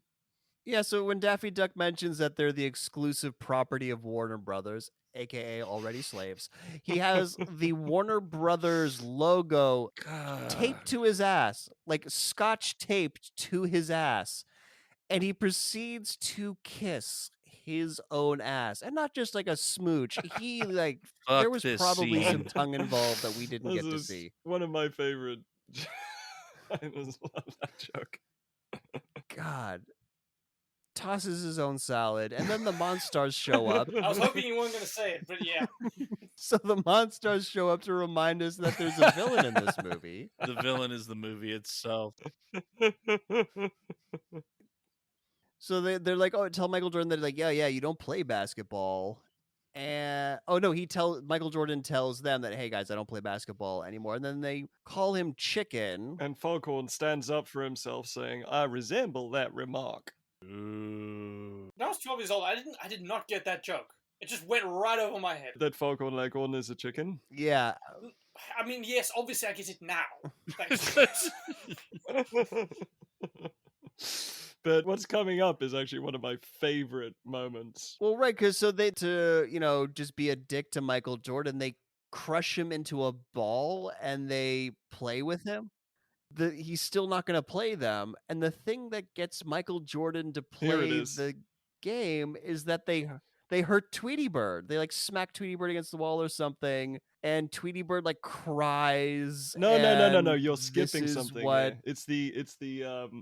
It's Okay, what am I skipping? It's the sort of the beautiful way they say you're all washed up, Baldy, and Michael Jordan's eyes go absolutely wild. Baldy? It's as if a very different and very much worse word had been said. It's his Academy Award moment right there. It was unbelievable. Yeah. I've heard a lot of times of people like, well, Michael Jordan's not an actor, so it's understandable. I think he doesn't get enough credit in this movie because, one, a lot of this is he's in front of a green screen with some people like in green morph suits, basically. Very experienced actors have trouble in that circumstance. And you're playing against the Looney Tunes. He's not mugging it up. He's not exaggerating. He's just being his cool, chill self. I think it's admirable what he was able to do in this movie. I agree. I'm debating more with the Michael Jordan character in the script because the only thing that seems to drive him is gentle trash talking. Right. I mean, and here's the thing. There are literally no stakes for Michael Right. Jordan in this movie other than his pride. Until Like later. until later, yeah. But for right now, Exactly. Yeah. It's the gentle trash talking of the Monstars that seems to convince him to actually do You never talk trash to Michael Jordan. That was like one of the unwritten rules of the league. Like, there's some dudes you just don't talk trash to, and Michael is at the top of that list because he will destroy you. But it was just the Baldy. I mean, it was just I just couldn't get enough of that. all right. So with very poor stakes being established, we are going to take a quick break here. Will there be actual stakes for Michael Jordan at some point in the movie? Well, we're just going to have to find out after this.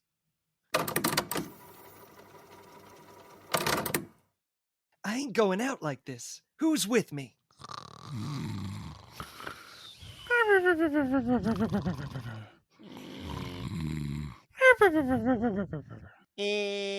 Great speech, Doc. But aren't you forgetting something? Your special stuff? Oh yeah, my special stuff. Wink. A water bottle. I'm passing out syringes, bub. Whoa, I thought you were going to do the thing with the water bottle. We need to win, Doc. We're gonna be slaves.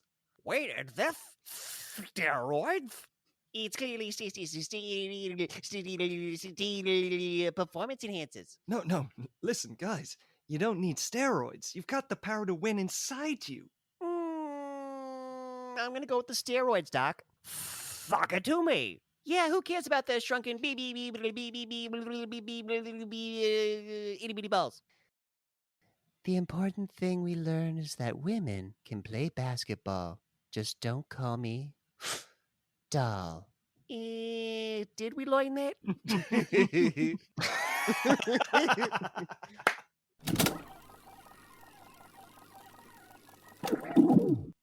And we're back, and despite the fact that we moved on from this scene, apparently you guys want to talk a little bit more about Tweety Bird?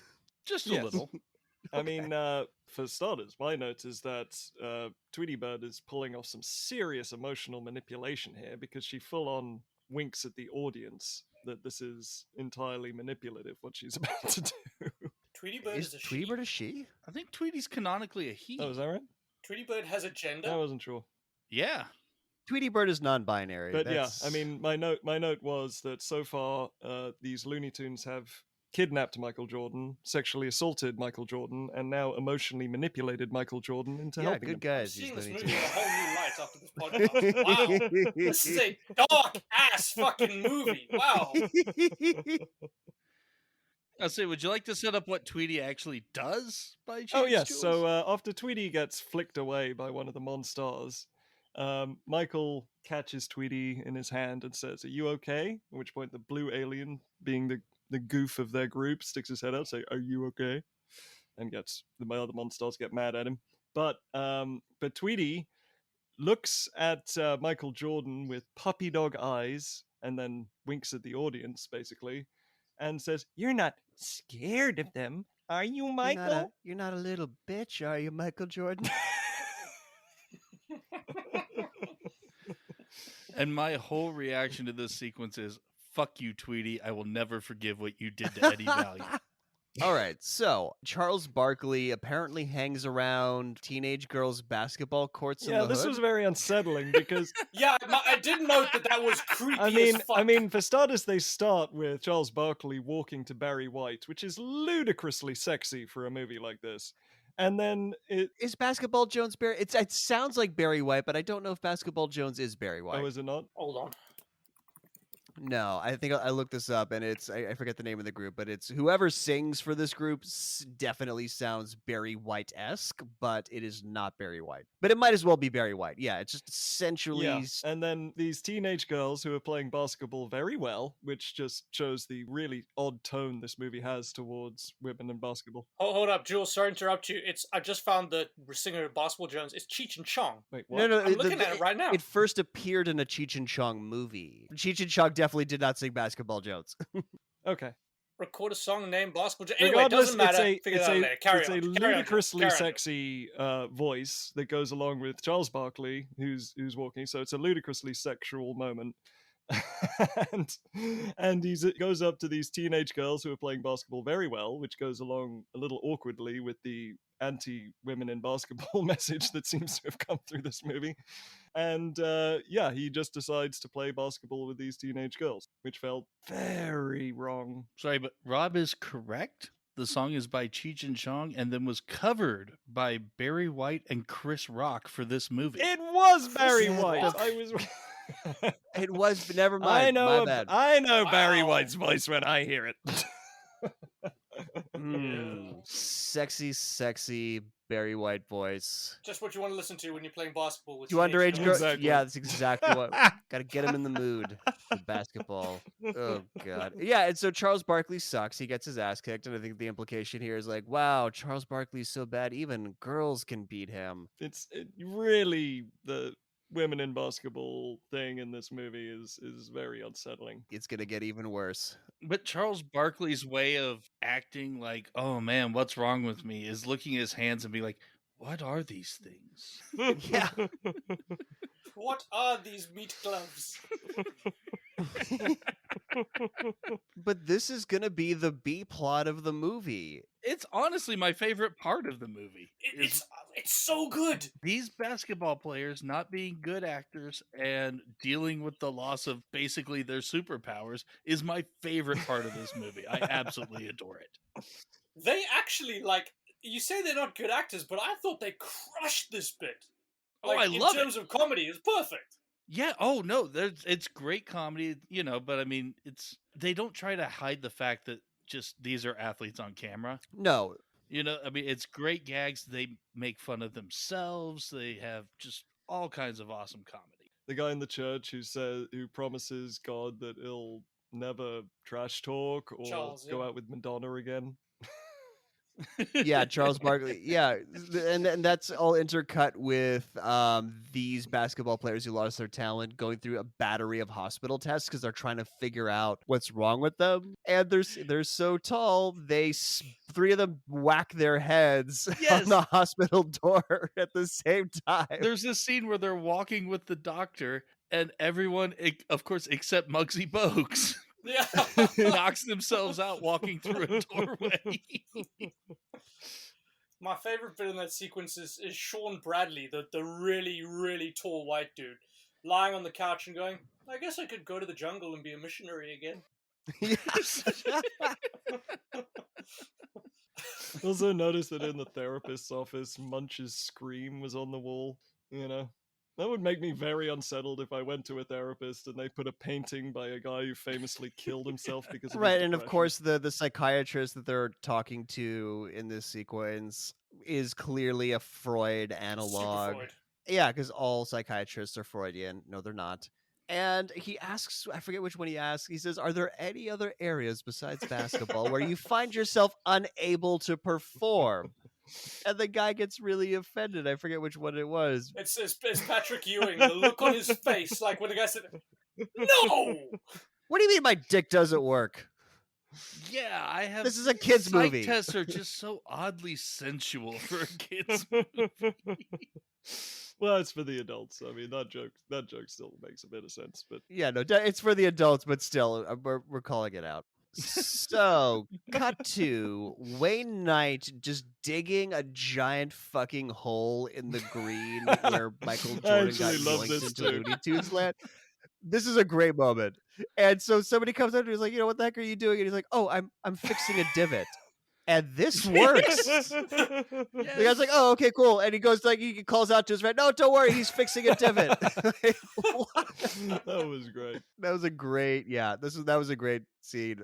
Although, I don't think there are divots on the green because nobody's like whacking balls on the green. They're gently putting.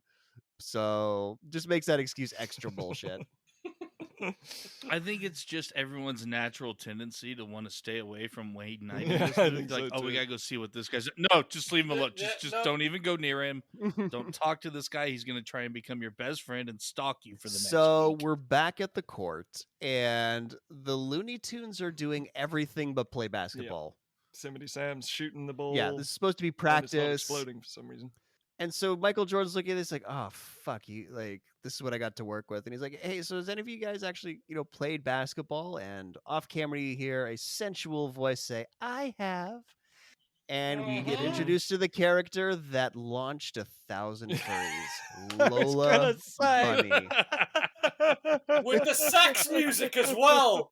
With the porno sax Oh. music in the Oh background. my word. And this is Katie Soucie, the voice of Lola Bunny. We discussed this on a previous episode. She does Phil and Lil in Rugrats. So hearing Phil and Lil's voice be overly sexual was just very unsettling for me. No, it was unsettling in general. Also, like, Bugs' reaction, it's like he's never encountered a female bunny. Not even once. Right. Ever. Yeah, Bugs gets insta-horny over Lola Bunny. And he calls her doll, which is a big fucking no-no for Lola Bunny. You do not It's call a her no-no doll. for any movie past the 1940s. Yeah. At least Lola does something about it. Right, but she does like, all right, Yumi, like one-on-one now, and she kicks his ass. And she like says in a very sexy way, don't ever call me doll. And at first I thought, hey, is this a barbed wire reference? And no, because they came out in the same year. Huh. Don't call me babe. I'm just like, oh, so these two movies did the same bit, independent of each other. Whoa. Blew my mind a little bit, yeah. Did you notice that she immediately leaves? Yeah, She just fucks up. off. It's like, hey, Lola, if you... In fairness, she crushed her tryout, so what It's else does true, she need but to at do? the same time, get This is back true. there. Your freedom is at stake. Yeah, also, it's practice. Okay, great, you're on the team now. Now practice starts. We need you there for practice, Lola. She's like, nah, I'm good. I'm the franchise player on this team. It's like, no, you got me and you got Michael Jordan. Fuck it, we And got here's this. the thing. I mean, so I was wondering, Bugs' last name is Bunny. Lola's last name is Bunny. Are they related? That's racist. Maybe I'm Cut you racist. off right Oh, God. I'm racist towards cartoon bunnies. Shit. I had to go read some anti-racism books, so I gotta. It's just correct too much myself. hatred, Nick. Too much hatred. Hey man, it's 2021. We don't stand for that now. This is not the 90s. No At least not anti-bunny against racism. bunnies. Yeah. Yeah. Back to Pepe not Le stand for Pew bunny romancing the racism. basketball. So yeah, now it's time to do some drills, but Michael Jordan's outfit, like he's still in his golf stuff, and his shoes are, I guess they're cleats or something, and they pull up the floorboards. And nobody has sneakers for him. It's like, hey, has anybody got a pair of sneakers I can borrow? And I didn't realize how few Looney Tunes wear shoes. Yeah, just Yosemite Sam, basically. Yeah, just Yosemite And Sam. his feet are too So small. he tells yeah, and he wears cowboy boots, which are not great for playing basketball. And in this whole sequence, the animation I just didn't notice sucks. that. They're cartoon characters on a cartoon set, and I guess maybe the gym, they made it in CGI or something, but like the tunes themselves don't look like they fit in this space. They're obviously not part of the same world. Yeah. It was jarring. A It little took me bit. out of it. Yeah, it did look like the gym was just a static Yes, backdrop. yes, it did. Absolutely.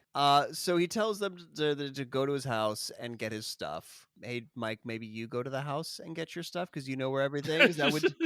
But, the logical thing, and maybe tell your family, hey, I've been kidnapped by cartoon characters, just like mention it Yeah, from just the let him note. know because nope. And he tells them, hey, by the way, also like make sure you get my shorts from North Carolina. I wore them underneath my shorts during all my Bulls games. And the Looney Tunes look at him like he just took a shit on the ground.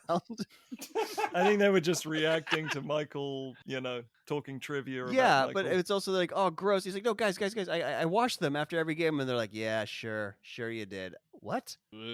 Ooh. They don't believe he watched his shorts. Okay, that's the gag they're going for. So Daffy and Bugs go to Michael Jordan's house, and they have a very contrived argument about which way they should go. Bugs is like, no, we got to go this way, and Daffy's like, no, we obviously got to go this way. And he's like, well, you go whatever way you want to go, Daffy. And Daffy ends up in Charles Barkley the dog's house and gets fucked up.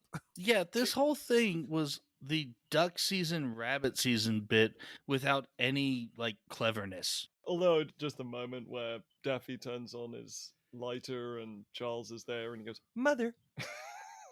that threw me back to being a kid and just classic Daffy the dog. Can we just pause for a sentence to appreciate that this is a movie that allowed Nick to say, in all seriousness, Bugs Bunny and Daffy Duck go to Michael Jordan's house? Yeah. I mean, what a wonderful movie! They heist Michael Jordan's God. house. Yeah. To Yeah. steal his Steal shorts! his shorts. Michael Jordan's quaint suburban home, Yeah, in suburban where he where's keeps his most Alabama? prized possessions in Yeah. memory. So Yep. Bugs manages to tunnel because they're tunneling. That's how they get here. Bugs manages to tunnel his way into Michael Jordan's house without ruining the hardwood floor. Well, that's your answer to everything now for like how they got to the Piggly Wiggly and the golf course and everything. But Bugs Bugs just just builds builds all the these tunnels, tunnels. yeah. Yeah, he's got a weird thing about it. Okay, so Bugs is Charon, who you have to pay to get across the River of the Dead. because he's the one who built the tunnels. Childhood me is bawling his fucking eyes out. No, John. Jesus. It's the only way I can get through this movie. Amazing. So Daffy lets Bugs in, and they wake up Michael Jordan's daughter.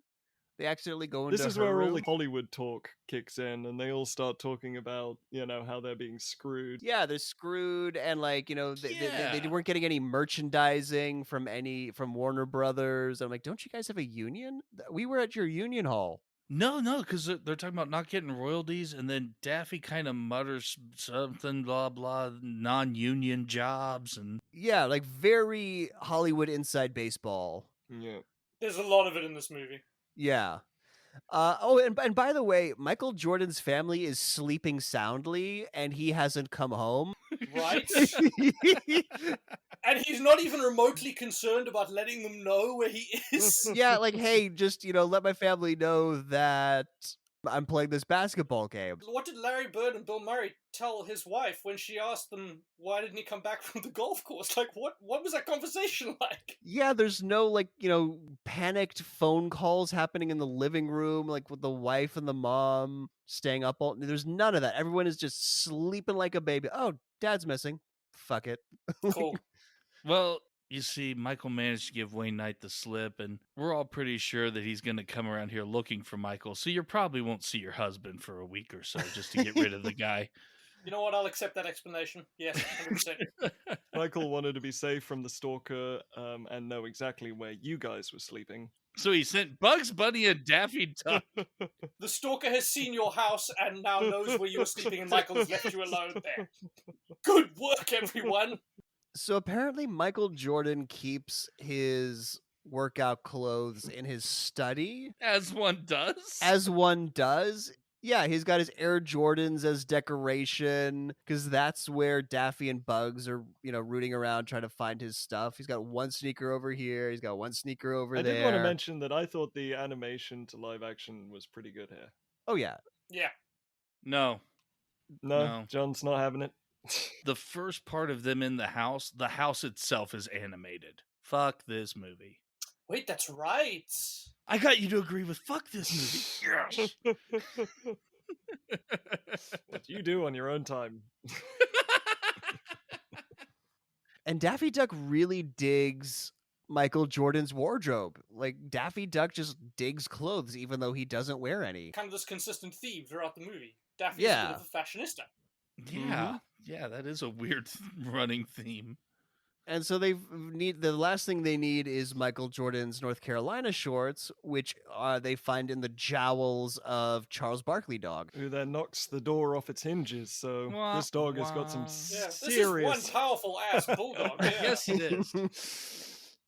So they're about to get munched, and the kids come in and save Bugs Bunny and Daffy Duck and give their dad's shorts to them. No questions asked.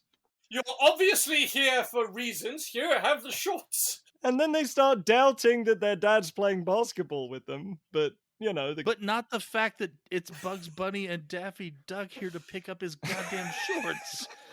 This is a normal occurrence. Jesus. Mickey Mouse was here just last Bugs, week. are you here to pick up my dad's shorts again? Yeah, I got it for you. Fuck this movie. Yeah, again, stranger danger. This is I don't care if they're Bugs Bunny and Daffy Duck. They're not supposed to, kids. Daffy Duck and Bugs Bunny are not supposed to be in your house unannounced. Stealing your shit and having conversations with your kids. Yeah. Let's say, because they did try to make them look a little 3D, a little more realistic. Let's say they look more realistic in the scene. Okay, so two furries break into your dad's house to steal his clothes. Oh my god. Does he do this on every podcast? Does he just completely ruin whatever the movie is? Yes, he does. Oh, okay. I'm glad we've established that role now. Yeah. Unless it's a bad movie, at which point he makes it better. And then the kids look up at him and go, "Did that fat guy send you? The dude who was lurking outside our house yesterday." Oh. So Bugs my tells God. them that their dad is going to play basketball for them, but they got to keep it a secret. And they're like, absolutely, Mr. Bugs Bunny, sir. We will keep your secrets to our Also, grave. Daffy channels every Hollywood director by saying, that is the last time I will ever work with animals or children. Wah, wah. That Hollywood inside baseball again.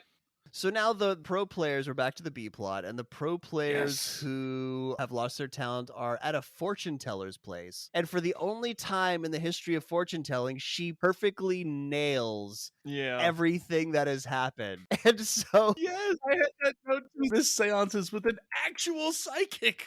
This for me is the best scene in the entire It sets movie. precedent that psychics are anything other than con artists and charlatans, and for that reason, this movie has just died right there. Yeah, Oh, come on. they're at this seance, whatever, reading with a medium, and she completely nails the plot of the movie, and they're just like, bullshit. Yeah. Get up and walk out. bullshit. That's the greatest wink to the audience ever, because even the people involved in the movie are like, this is fucking nonsense. Yeah. What is this bullshit? See, he's coming around to my side. I'm telling you. Well, by the That's end, the final screenwriter reading the script and just adding this scene. That is what the final screenwriter did. But also, like, the acting of the players in that scene is actually really yeah. solid. Yeah, they're fantastic. This is, like I said, their scenes are my favorite part, hands They're the down. low-key best part of this movie. No, it is not low key. They are the best part of this. So cut back to the golf course, and Wayne Knight is in the middle of a massive hole in the middle of the night, and I couldn't help but wonder, does this golf course not have security? I feel like He's fixing a divot. He's still working on that divot, yeah. This is what Michael Jordan stalkers can get away with, Yep. so he sees Bugs and Daffy walking by, and they take a shot at Disney because Daffy Duck's like, hey, why do we call the team the Ducks? And Bugs is like, what kind of Mickey Mouse organization would name their team the Ducks? Oh, the whole thing is a rip at Disney. I mean, right? Oh, yeah. Right to more on Mountain is 100% a dig at Disneyland. No, but it's crazy because Disney literally owned the NHL team, the Ducks, when this movie was made. So that's not just a shot at their movies. That's a shot at, like, they own an NHL franchise. And they go down a hole in the green, but wasn't Wayne Knight digging the hole in that green? Yeah. It's not his time to pass on. The geography was a little out of whack. It will be soon, but it just wasn't quite yet his time to pass on into purgatory. Yeah. So the Looney Tunes back in Looney Tune Land are working out to a Richard Simmons video. Yeah. Yeah, and Richard Simmons workouts look absurdly easy. I just want to say that. So Michael Jordan shows up in his basketball stuff, and this Michael Jordan reveal is brought to you by Air Jordans. 100%. Very conspicuous shot on them. And now, because we've seen Michael Jordan getting his ass kicked by Monstars and sucking at baseball, we just need to have another montage of him being awesome at basketball. We need to get back to the propaganda. Yeah. Yeah. Yes. Contractually obliged, you must have Michael just dunking and doing amazing shit in a gym. And now Wayne Knight shows up. He clearly followed Daffy and Bugs down the hole. Somehow. Tells Michael that, hey, he needs to come back for baseball practice. But Michael's like, no, I'm here. I got to stay and help my friends. And he asks Michael Jordan, like, off to the side really quietly, in the same tone that your racist aunt would ask you whether you knew your girlfriend was black. Exactly. Oh, man. I don't know if I can watch this movie again. Yeah, he's now. like, hey, they're cartoon characters, do you really want to be hanging out with those people? Like, just really. And Michael Jordan's like, yeah, no, they're my friends. Okay, well, if they're your friends, I'm not here to judge. So the very existence of cartoon characters just goes right over his head. It's about more that Michael is friends with them that... Yeah, you're literally in a land of a cartoon, and what you're concerned about is that Michael might not be aware. That's what bothers you. And by the way, people are way too casual about the existence of cartoons in reality. Yes. Throughout Yeah. this, it's just like taken as oh yeah, there's cartoons, they're real, like of course. It's obviously. I mean, they have agents. You know, they get contracts with the studio. They're clearly just part of this whole universe. And so Wayne Knight's immediately was like, all right, whatever you need, Michael, I'm going to help you do whatever you need to do. And no, Wayne, the Baron signs your paycheck. You need to get him back to fucking baseball practice. And he's like, I'll help you any way you want. And he takes Wayne Knight to say, like, you sit here. And he's with Granny, who's a cheerleader. So he's like, you're going to help me by staying the fuck off the court. That's where you get to be Wayne Knight. And back in the real world, the Forum is getting fumigated. Is that what's happening here? Basketball is cancelled. Yeah, again, the entire NBA has been shut down because of 5 players having a mysterious Right. condition. Yeah. The NBA commissioner's like, we're for the safety of our players, we're going to just shut down the season until we, can ensure the safety of our players. And this doesn't pay off at all. We have actual proof that that's not the case. Yeah, that if COVID's Yep. taught us anything. Yeah, and this doesn't pay off. This scene did not need to exist. No, it's just completely random. It's just jammed in there. Just this scene? It's basically to say that basketball can't exist without Michael Jordan. And I might exactly. I might be getting ahead of myself a little bit here, but does no one twig that when Michael Jordan suddenly reappears in an alien spaceship, the mysterious NBA disease vanishes? Yeah, very strangely. But we'll get to that. Hey, he's already learning the lingo. Yeah, there you go. Fits right in. So back in Toon World, now we get our suit up montage because everyone's getting ready, and Lola Bunny tapes her hands like she's getting ready for the what Kumite. the fuck is this suit up montage? Why the hell is Tweety on the team? Can someone explain that to me? Mm. There was a giant bull in the car leading up to the game. You would have thought they would pick the giant bull over Tweety Bird. Name recognition. Yeah, for a team where the stakes of this game are slavery, they do not take, the player choice seriously enough. Michael Jordan as a player coach sucks. He's Yeah. really, really bad at this whole roster management thing. I'll try not to get too basketball nerd, I promise. But yeah, he's just... But in all fairness, it does show, as the game will prove. Yeah, so we got Sylvester who's tiring himself out jumping rope. We got Tweety Bird putting on football makeup, like the under eye black war paint, yeah. war paint. Daffy Duck is putting on medieval armor, a pool floaty, boxing gloves, and when he turns around, there's a very prominent cup in his groin area. I So love that. That was a great Horrifying. gag. I loved it.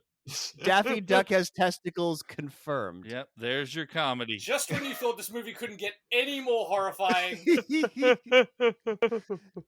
And so Michael Jordan shows up and he puts on his jersey, and we get the name of the team, Toon Squad. So Ducks, they are not. And it is game time, ladies and gentlemen. And there are literally thousands of Looney Tunes in this crowd. And my question is, if they lose the game, is everybody in here going to be a slave, or is it just the famous Looney Tunes? I think you have to assume everybody. That's a lot. Yeah, That's what wow. I thought. And Danny DeVito Alien has shown up to watch the game. The announcer announces the starting lineup for the Toon Squad. And despite the fact that Lola Bunny doesn't like to be called doll, she has no problem with this announcer objectifying her. Or the cat calling afterwards. Like, yeah, that catcalling from the crowd, it is gratuitous. And it's just like, okay, girl power message undermined. Yeah. A little bit. But it's been done quite a lot already, so it's Yeah. consistent There's tone. no surprises. Daffy Duck gets no cheers because fuck Yeah, Daffy, what apparently. the Fuck you in hell? particular. And Bugs Bunny ruins the court by tunneling under it and breaking the floorboards, so they had to delay the game. I actually didn't remember that part of the movie. Yep. Michael Jordan, kind of gives like a pregame pep talk. He's like, "Hey guys, let's just go out there and have fun." And no, Michael, the stakes of this game are literally slavery. Right? Fun is not a priority at this time. That is the only time in recorded history that Michael Jordan has ever uttered the Let's words, just "Let's go just have go fun." out and have fun." Every member of the Bulls, anytime Michael Jordan was playing, who saw this movie, just stood up and walked out like, that is fucking bullshit. This is the beginning of his terrible, terrible coaching. Yeah, just Oh, go yeah. out and have fun. Like, Michael, do you not understand what's going to happen? I will say that the movie does come back to life for me a little when I find out that Marvin the Martian is the referee. He's the worst ref of all time. He is the worst. He's the worst ref of all time, but I love him so We're, much. we're almost there, guys. We're almost there. So, game's about to start, and of course, Stoner Monster, because the Monstars are now on the court, and the Stoner Monstar has to draw more attention to Michael Jordan's Air Jordans because he's like, cool shoes. Dude. Jesus. Yeah, and you guys are saying Marvin the Martian is the ref. The game starts, and Bugs just gets bitch slapped right out the gate. This is my biggest beef with this entire basketball game. This is like, there are no fouls called ever. Oh yeah, cheating is a feature and not a bug. One character brings it up. Foghorn Leghorn tries to redeem himself by pointing out the rules of any sport. Yeah, I was starting to notice fouls, and I just went, "Fuck it." There's people breathing fire and shooting guns. Just Yeah, Yeah. definition of a flagrant 2 here is flexible. Right, come on, Marvin the Martian, get control of this game. God, Worst ref ever. worst ref ever. And so Daffy gets the ball, he gets scared, and he passes it to Granny on the sideline, who just gets dogpiled by the Monstars. And Lola Bunny gives Daffy a dirty look, and she's like, what? She was wide open. Tweety at some point in this whole thing says, feed me, and I got Baywatch flashbacks Oh god. No. from the basketball game. Mm. Oh, And then my word. Foghorn Leghorn sings a racist Confederate song and immediately gets canceled.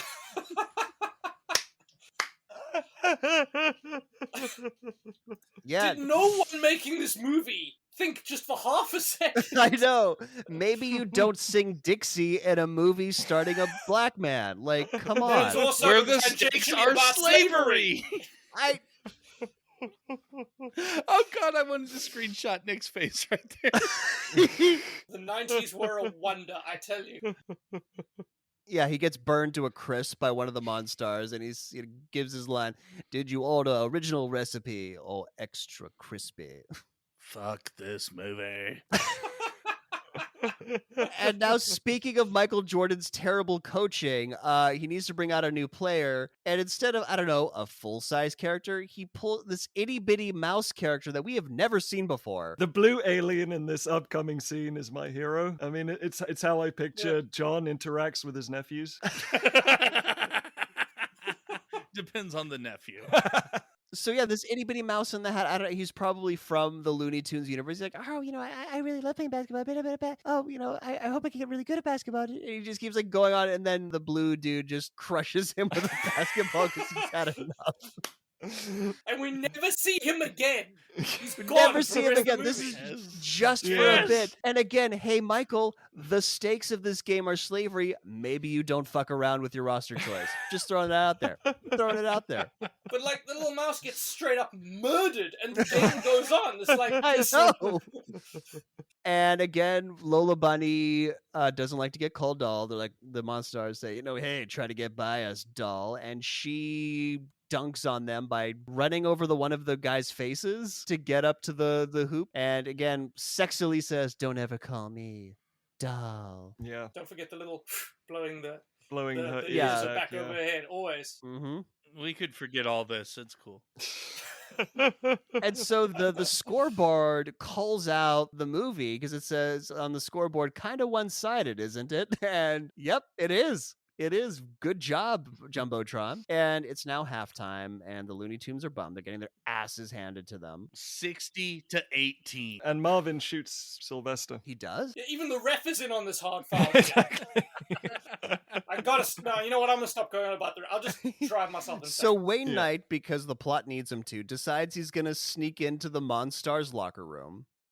Again, for plot reasons, in their locker room, they dropped Danny DeVito that they stole the NBA players' talent. So Wayne Knight now knows this, that they cheated. And the game should end there. They cheated. Performance-enhancing talent. And they literally smell him in the locker room like, hey, Danny DeVito spilled something. And one of the players is like, well, we have been playing really hard. And apparently humans smell different to Alien cartoons because they pinpoint him to one locker where Wayne Knight's hiding. And so now we're in the Toon Squad locker room, and Michael Jordan is giving a pep talk, and nobody's into it. Yeah. Daffy straight up shit talks it. I'd say Toons accurately react to Michael's pep talk. And so a very smoky Wayne Knight walks in and reveals... Did you guys notice how he was smoking and his skin was on fire and his outfit was pristine? Yep. Yeah. I just didn't care. So these monsters must have stripped him down, set him on fire, and then reclothed him. Also, they dead ass murder the mouse, but like they just let this dude go. Yeah. So he reveals that the Monstars stole the player's talent, and so now that they're bus cheating, Toon Squad wins, right? Like that's the movie ends there. Yeah. Nope, no, it doesn't. The reaction isn't, oh fuck, they're cheating. It's, oh no, like that's why they're so good. And Porky's like suggests they forfeit, so you guys just automatically become slaves. Porky, is that what your solution to this is? That's your plan. That is his solution. There is absolutely no sense. So to Michael that. Jordan gives another like rousing speech, and it puts everyone to sleep because apparently the thought of becoming slaves is now boring to them. They've just kind of made peace with it. And now we get to the doping portion. Now of this we get the film. moment. Yep. Yes. What the hell, movie? Performance I enhancing drugs are cool And approved by Michael Jordan. and approved by apparently. Warner Brothers. Right. Yeah, there's literally the line, do you want to win or not? Exactly. Michael Jordan full on says this when Daffy Duck says it goes against his health issues. Yeah, it goes against what they taught me in health class. So what Bugs Bunny does is he just takes a regular old water bottle, fills it with water, and just has a sticky note on it saying Michael's secret stuff. Don't look too much into that label. That's the power of Post-it notes. They just Yeah. make whatever lie is on them real. Like, you have to play us in basketball. This is Michael's secret winning juice. Yeah, exactly. It's just Bugs' superpower. But then why doesn't he just write the aliens don't turn us into slaves on a post-it note? Exactly. Bugs could have solved this thing an hour ago. Jesus. With a book and a post-it note. But we'll gloss over that. Yeah, so Bugs Bunny demonstrates Michael's secret stuff by drinking the water and then just turning into buff Bugs Bunny. And I'm just thinking, hey, you could have done that anytime. But at any And- time. But first, you have to fool yourself into thinking drugs are real when it's just water. Yeah, it's the Dumbo's feather. The of this steroids were movie. inside you the whole time. They're homeopathic steroids. Daffy Duck likes buff bugs because he's like, nice This deltoids. movie went to some weird places. Guys, I think Daffy Duck's a little bi-curious. I'm just going to throw that out there. A little bi-curious. Oh, definitely. think they all I are. mean, Bugs for sure. Bugs cross-dresses and... Bugs is constantly making out with Elmer. But then there's a whole love triangle going on, because obviously Bugs wants Lola Bunny, and then Daffy's kind of on the sidelines going, no, Bugs. Oh god, I ruined this movie for myself. John, you infected me! You're welcome. So Toon Squad is pepped up again, and guys, are you ready for this? Yes, That's- fucking Reservoir Dogs. Oh, I love not it. yet. We're not there yet because you know Oh, that song okay. that gets played every like. Are you ready for this? And now it's the Toon Squad's turn to cheat. They've realized that hey, if they're gonna cheat, we're gonna cheat too. Yeah, finally Wile E. Coyote is on defense, which, I don't know why it took them so long to figure that out. Yeah, they're putting dynamite on the basketball hoop and blowing up the Monstars. They're doing shenanigans. They shoot the one Monstar's teeth and do a Reservoir Dogs reference. That was the best reference. That actually, for some reason, For reasons. Yeah, makes no sense. But yeah, for reasons, it was great. it was awesome. Sylvester yoinks one of the Monstars' shorts off, and everyone gets a big fat look at his big fat alien butt. Yep.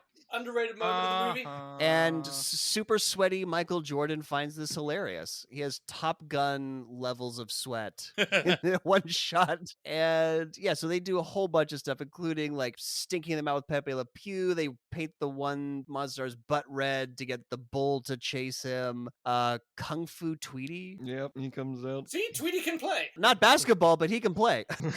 Yeah. Tweety beats the living shit out of the rest of Yeah. the team, while Edward Fudd pulls a Michael Yes. Jordan. Yeah. So Danny DeVito, alien, calls timeout. And he's like, what the hell? Like, why are we getting this guy? He wants Michael Jordan for Moron Mountain. Yeah, why does Boss Alien Guy suddenly want Michael Jordan? Was my note here. He didn't even know who he Because- was, and now suddenly he wants basketball players. Yeah, all of a sudden he knows who he is. Oh shit, you're right.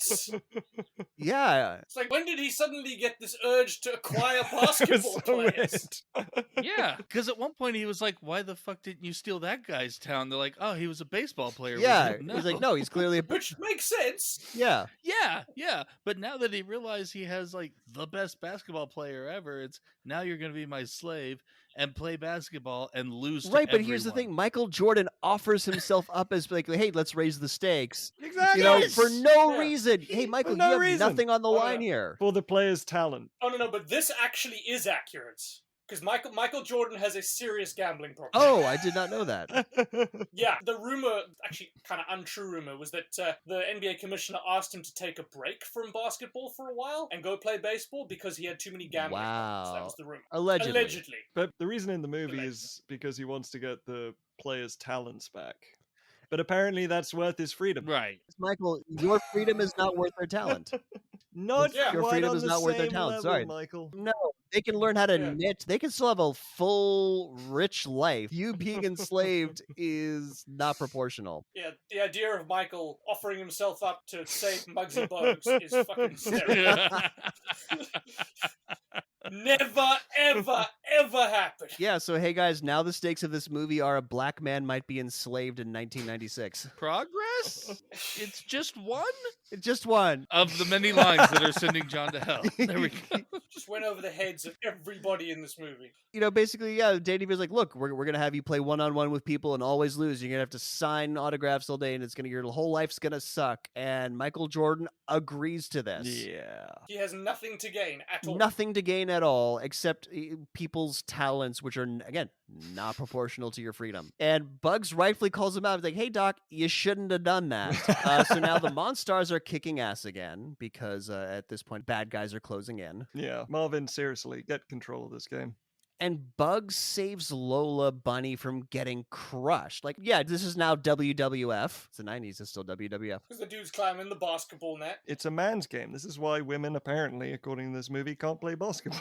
Sure. They need men there to save them. They need men there to Because save them, and so Bugs Bunny gets belly crushed flop. instead and is rewarded with physical affection, teaching boys the very important lesson that if you do nice things for girls, they will reward you with sex. Because she just straight up plants a big sloppy kiss on him. That's so bad. Yeah, really bad lesson in this scene. And so Michael Jordan calls timeout because they're getting their asses kicked, and Toon Squad is busted up, right? You know, they're all like in casts.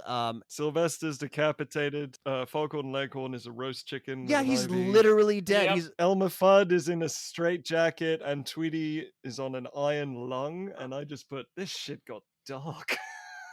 I think they're playing the funeral dirge as well. Yeah. It gets dark. Daffy's like, hey, Michael, got any more of that special stuff? He's like, no, it's just water. You had the special stuff in you all along. He's like, that's funny. Give me some more of the special stuff. Because it's like, Daffy is now a drug addict. Yeah, placebo steroids are still steroids. yeah. And now it is Wayne Knight's time to shine. He gets tagged in, gets immediately crushed by the Monstars, but scores an accidental basket. It gets squeezed out of the scrum and flies into the net. Yeah, no. No. This is that Looney Tune Land has different rules, even though he was literally turned into a basketball and thrown Yep. around. Even when I was 10 years old or 11 years old Mhm. watching this movie, I still remember thinking, that is just fucking trash. Come Yeah. on. But Really? But before he realizes this, we have to have a whole bit with Wayne Knight because he's flat. He's like cartoon flat now. The medics run out, pump him up with air to inflate him. And to deflate himself, he apparently just farts around. Like literally farts around because everyone's like, oh, gross. Like, give it to Yes. Wayne Knight. Wayne Knight deserves better than this scene.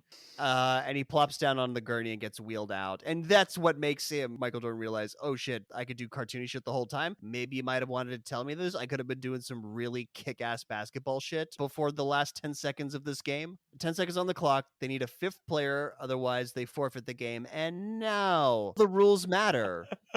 Martin the Martian now gives a fuck about the rules. Marvin the Martian got Yeah. bought. Right. There was money changed Yeah. hands. True, it's true. think he gets a percentage of Moron Mountain on Mars. And now we get a Bill Murray ex machina. Murray Ex Machina! Yep, that is what happened. Bill Murray comes out of nowhere. There is a top-notch joke, actually, by the alien boss. I didn't know Dan Aykroyd was in this picture. That was a good one. It was a great line, and also the boss is aware that he's in a movie. Yeah. Which raises so many questions. So many questions.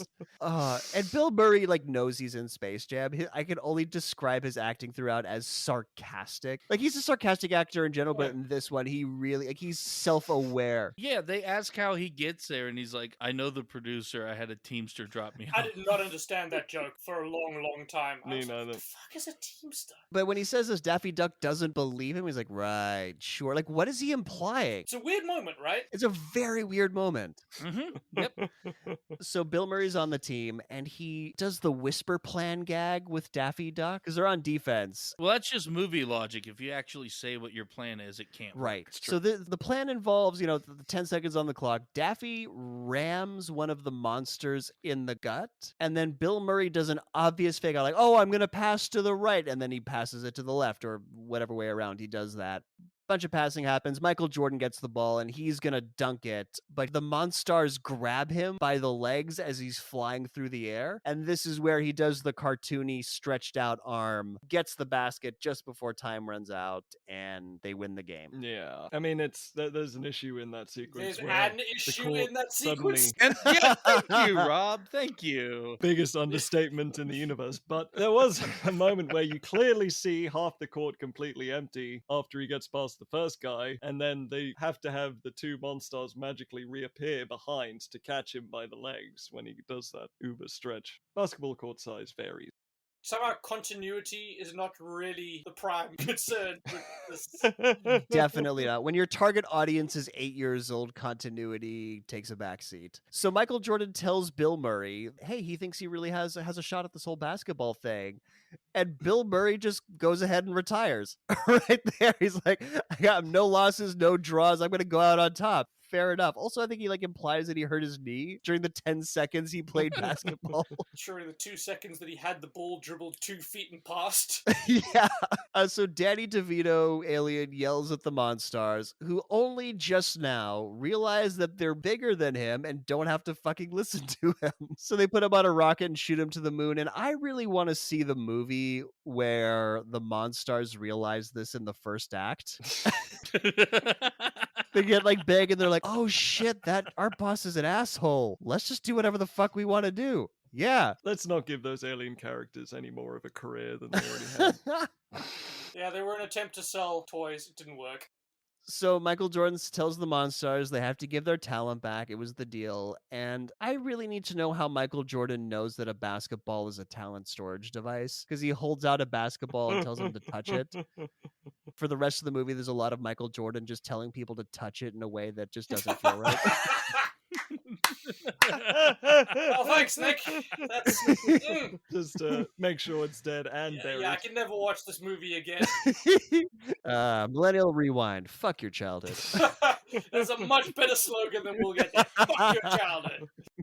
And so they all touch the ball and they all shrink, but their clothes don't disappear. So when they first become the Monstars, they manifest basketball clothes, but when they shrink, the basketball clothes just remain and are huge. If it can happen to Bruce Banner, why not these aliens? Yeah. Fair enough.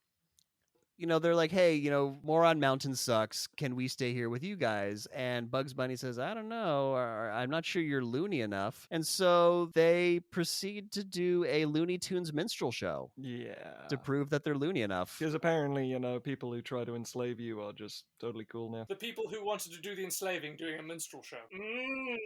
Yeah. Yes, I was just about to jump on that. Yeah, because they're like, Thank you. one is Thank in you, Bugs sir. Bunny face, the other one is in Porky Pig face.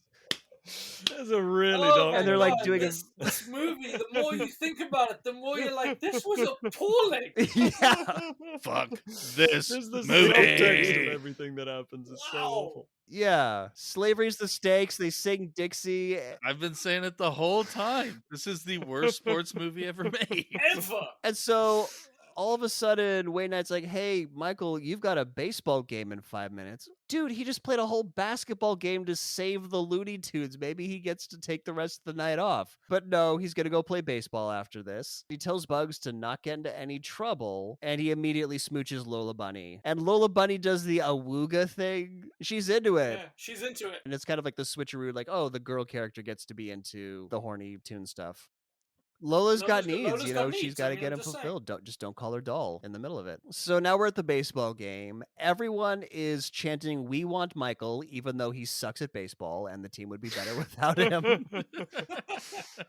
Because they need their comedy. They need their Right. entertainment. They're not there No. for baseball. Fuck These no. are very odd fans. I mean, they full on casually accept a spaceship landing in the middle of the baseball matches. It's cool. And the baseball players all approach it. First, Michael's family's in the before the ship comes. Michael's family's in the audience, and the wife now gives a fuck where her husband is. Like a day later, she's like, you know, where's Where is Michael? Michael? One of the kids like, oh, he's at his other game, and he's like, what other game? What what secrets are you keeping from me, my child? The guys that snuck into the house and stole his shorts. Most oblivious wife in history. Yeah, maybe that's why his Where's real your wife. husband? I don't know. Maybe that's why his real wife didn't want to do the movie. She's like, no, I'd look like a fucking idiot doing this. She was right. She was right. Oh, man. So the Monstar ship lands, sets off an international incident. Like the UN Yeah. has to discuss the existence of cartoon aliens. I did not remember this ending. Everybody's just cool with this alien spaceship, and it is never brought up again. No, because like Wayne Knight comes out first. He's got a bullhorn. Both teams like crowd around. Everyone's like, whoa. Yeah. And Wayne Knight gets on the bullhorn and says, ladies and gentlemen, please welcome Michael Jordan. Yeah, and his son gives him the thumbs up, which has absolutely no emotional value whatsoever. Nope. Because his son doesn't know what he's been doing besides doing weird shit with Bugs and Daffy, and now there's a fucking alien spaceship. His son's like, yeah! Good on you, Dad. Good on you. Oh my god. So now we're in a random basketball gym where Charles Barkley, the real Charles Barkley, not the dog, and all the others they're lamenting about how much they suck. And apparently the short guy says he's worthless without talent because tall people are worth more. Serious heightism going on right here. We need to work on that guy's self-esteem. Like, hey man, you've got a lot to offer this world. This movie's hashtag problematic, man. Yeah. And so Michael Jordan, Wayne Knight show up, and they've got the talent ball. My question is because like Wayne Knight and Michael Jordan have both touched the ball with the talent at this point. It's like very shiny, whatever. Why don't they get their talent when they touch the ball? Personally attuned. Who knows? Fuck it. Yeah, because think about it. Michael Jordan could just take their talent and have 6 times the talent, like his own talent plus their talent. I also think this movie is a whole metaphor of Michael Jordan winning 6 championships. These are still some of the best players ever. And while he was playing, none of them got a championship. Oh, Absolutely true. none of them during It's his whole absolutely career. true. Are you kidding? None of them got a championship ever. That's true, actually. Metaphor. Oh, actually, before I was going to bring this up at the end, but John, you made it appropriate to bring it up now. Do you know that with the new Space Jam, I'm not going to talk about the movie extensively, but the new Space Jam obviously has current NBA players, Mhm. and LeBron James is a star. All of those current NBA players, because the playoffs are happening now, have been kicked out of the playoffs. They've lost, including LeBron. wow. If you were in Space Jam, you ain't winning a ring this year. Anyway. The ball players are very apprehensive of touching this glowy basketball. We get another Michael Jordan saying, just touch it. Yeah, they've done absolutely everything Just touch it. to Come on, get Charles, their touch it. talent back, but apparently touching a slightly glowy ball is just a step too far. And so apparently they all have to touch the ball to get the talent out. So it can't just be like the one touches it and like proves that it works. And yay, they all get their talent back. And now we're at a Bulls game because Michael Jordan, as he did in real life, returns to the Chicago Bulls. And I'm pretty sure they filmed his actual comeback game because this looks like a real stadium. Yeah, I think that's footage from it. Yeah. So, because we haven't had enough Bill Murray or Larry Bird, they're watching the game, and Bill Murray's watching, he's watching Michael Jordan play, and he laments having quit. He's like, Larry, that could have been me. And Larry Bird's like, Larry's like, shut the fuck up, yeah, he's like, no, it fucking couldn't. Bill. And we get a Michael Jordan dunking freeze frame, and the movie ends with a nice slideshow of the film behind the credits. And the post credits that really is not worth mentioning. So let's not. There was a Yeah. post credit. There was a post Yeah, credit scene. none of us were even aware of it. Wait, what? Yes, there is a No. post credit scene. Surely not. Jules, are you fucking with me? As you Nope. said, it's Oh. not worth mentioning, so let's just not. No, it is worth mentioning. What the fuck? How have I gone 20? How long? How have I gone nearly 3 decades without knowing that Space Jam has a post-credit scene? If you're lying, Jules, I'm flying down to LA. I'm kicking your fucking ass. This is important to me. 100% there is a post credit scene. What happens? Well, it's Michael Jordan is asking if he can go home now, basically, because they have the "That's all, folks." Pokey is there and then gets his line stepped on by Daffy, and then Michael Jordan rips up the stage and says, "Can I go home now?" and then rips it down, and then it's over. This happens for real. You're not making this up. Not making it up. Yeah, I need to go. Wow, I'm rewatch gonna have to go watch this when we're done here because I've Jesus. never seen that. I am not inspired to go watch this at all. Yeah, I think I'm gonna skip past the entire movie now. I don't ever want to see this movie again. Well, that's Space Jam. And before we go, as millennials, we know that every movie and TV show has a moral. So, Jules, what did you learn today? Well, I learned that there are a lot of underpaid employees at Warner Brothers. Oh, and John, what did you learn today? I learned that anything can be a drug as long as you believe in it enough. And Rob, did you learn anything today from our Yeah, little that movie? the 90s weren't as innocent as I remember. The reason we started this Yes, podcast. welcome to the point of the show. Shit gets real at Millennial Rewind. Innocent show, 3 It dudes does. talking about movies they like. Motherfucker, shit gets dark. I'm sorry that the movie about slavery got a little dark for you. But again, like, I started off calling this the worst sports movie ever, and you guys are like, "There's worse." I'm like, "Oh, really? Really?" Oh my god. Oh man. Oh. And very similar to John, I learned about the performance-enhancing power of H2O. Stay hydrated, kids. Stay hydrated, Stay kids. hydrated and succumb to peer pressure. Rob, so thank you so much for coming on. It's Thank been you, great Rob. having you Yeah. as Thank our you guys first for having guest. me. This was a laugh. This was great. Thank you. We'll definitely have to have you on again at some point. Before we go, for the folks at home, is there anywhere where we can direct them? Can they follow you on Facebook or Twitter? Is there any... Twitter and Instagram, same handle. It's just Real Jackson Ford, and the website is jacksonfordauthor.com. Go check it out. The books are fucking great. Awesome, and we will definitely have links to those in the show notes for you. Thank you so much, guys.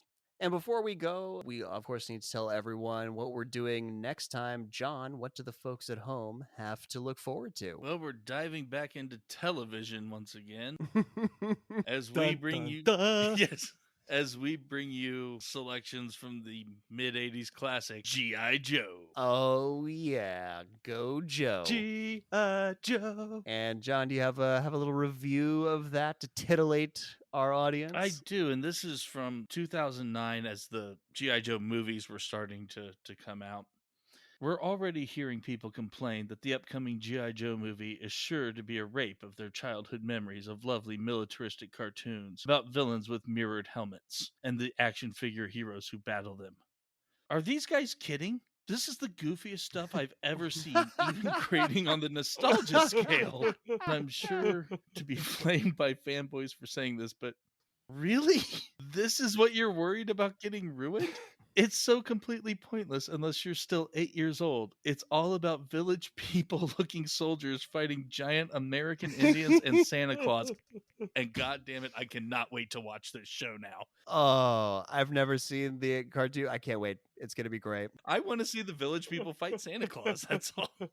And that's our show. If you liked it, please subscribe. If you loved it, please share it with all your friends. And whether you liked it or loved it, we'd appreciate if you gave us a 5-star rating on Apple Podcasts to help others find us. Also, be sure to like our Facebook page and follow us on Twitter. Links to those are in the show notes. Thanks for listening, and we'll see you next time for another episode of Millennial Rewind.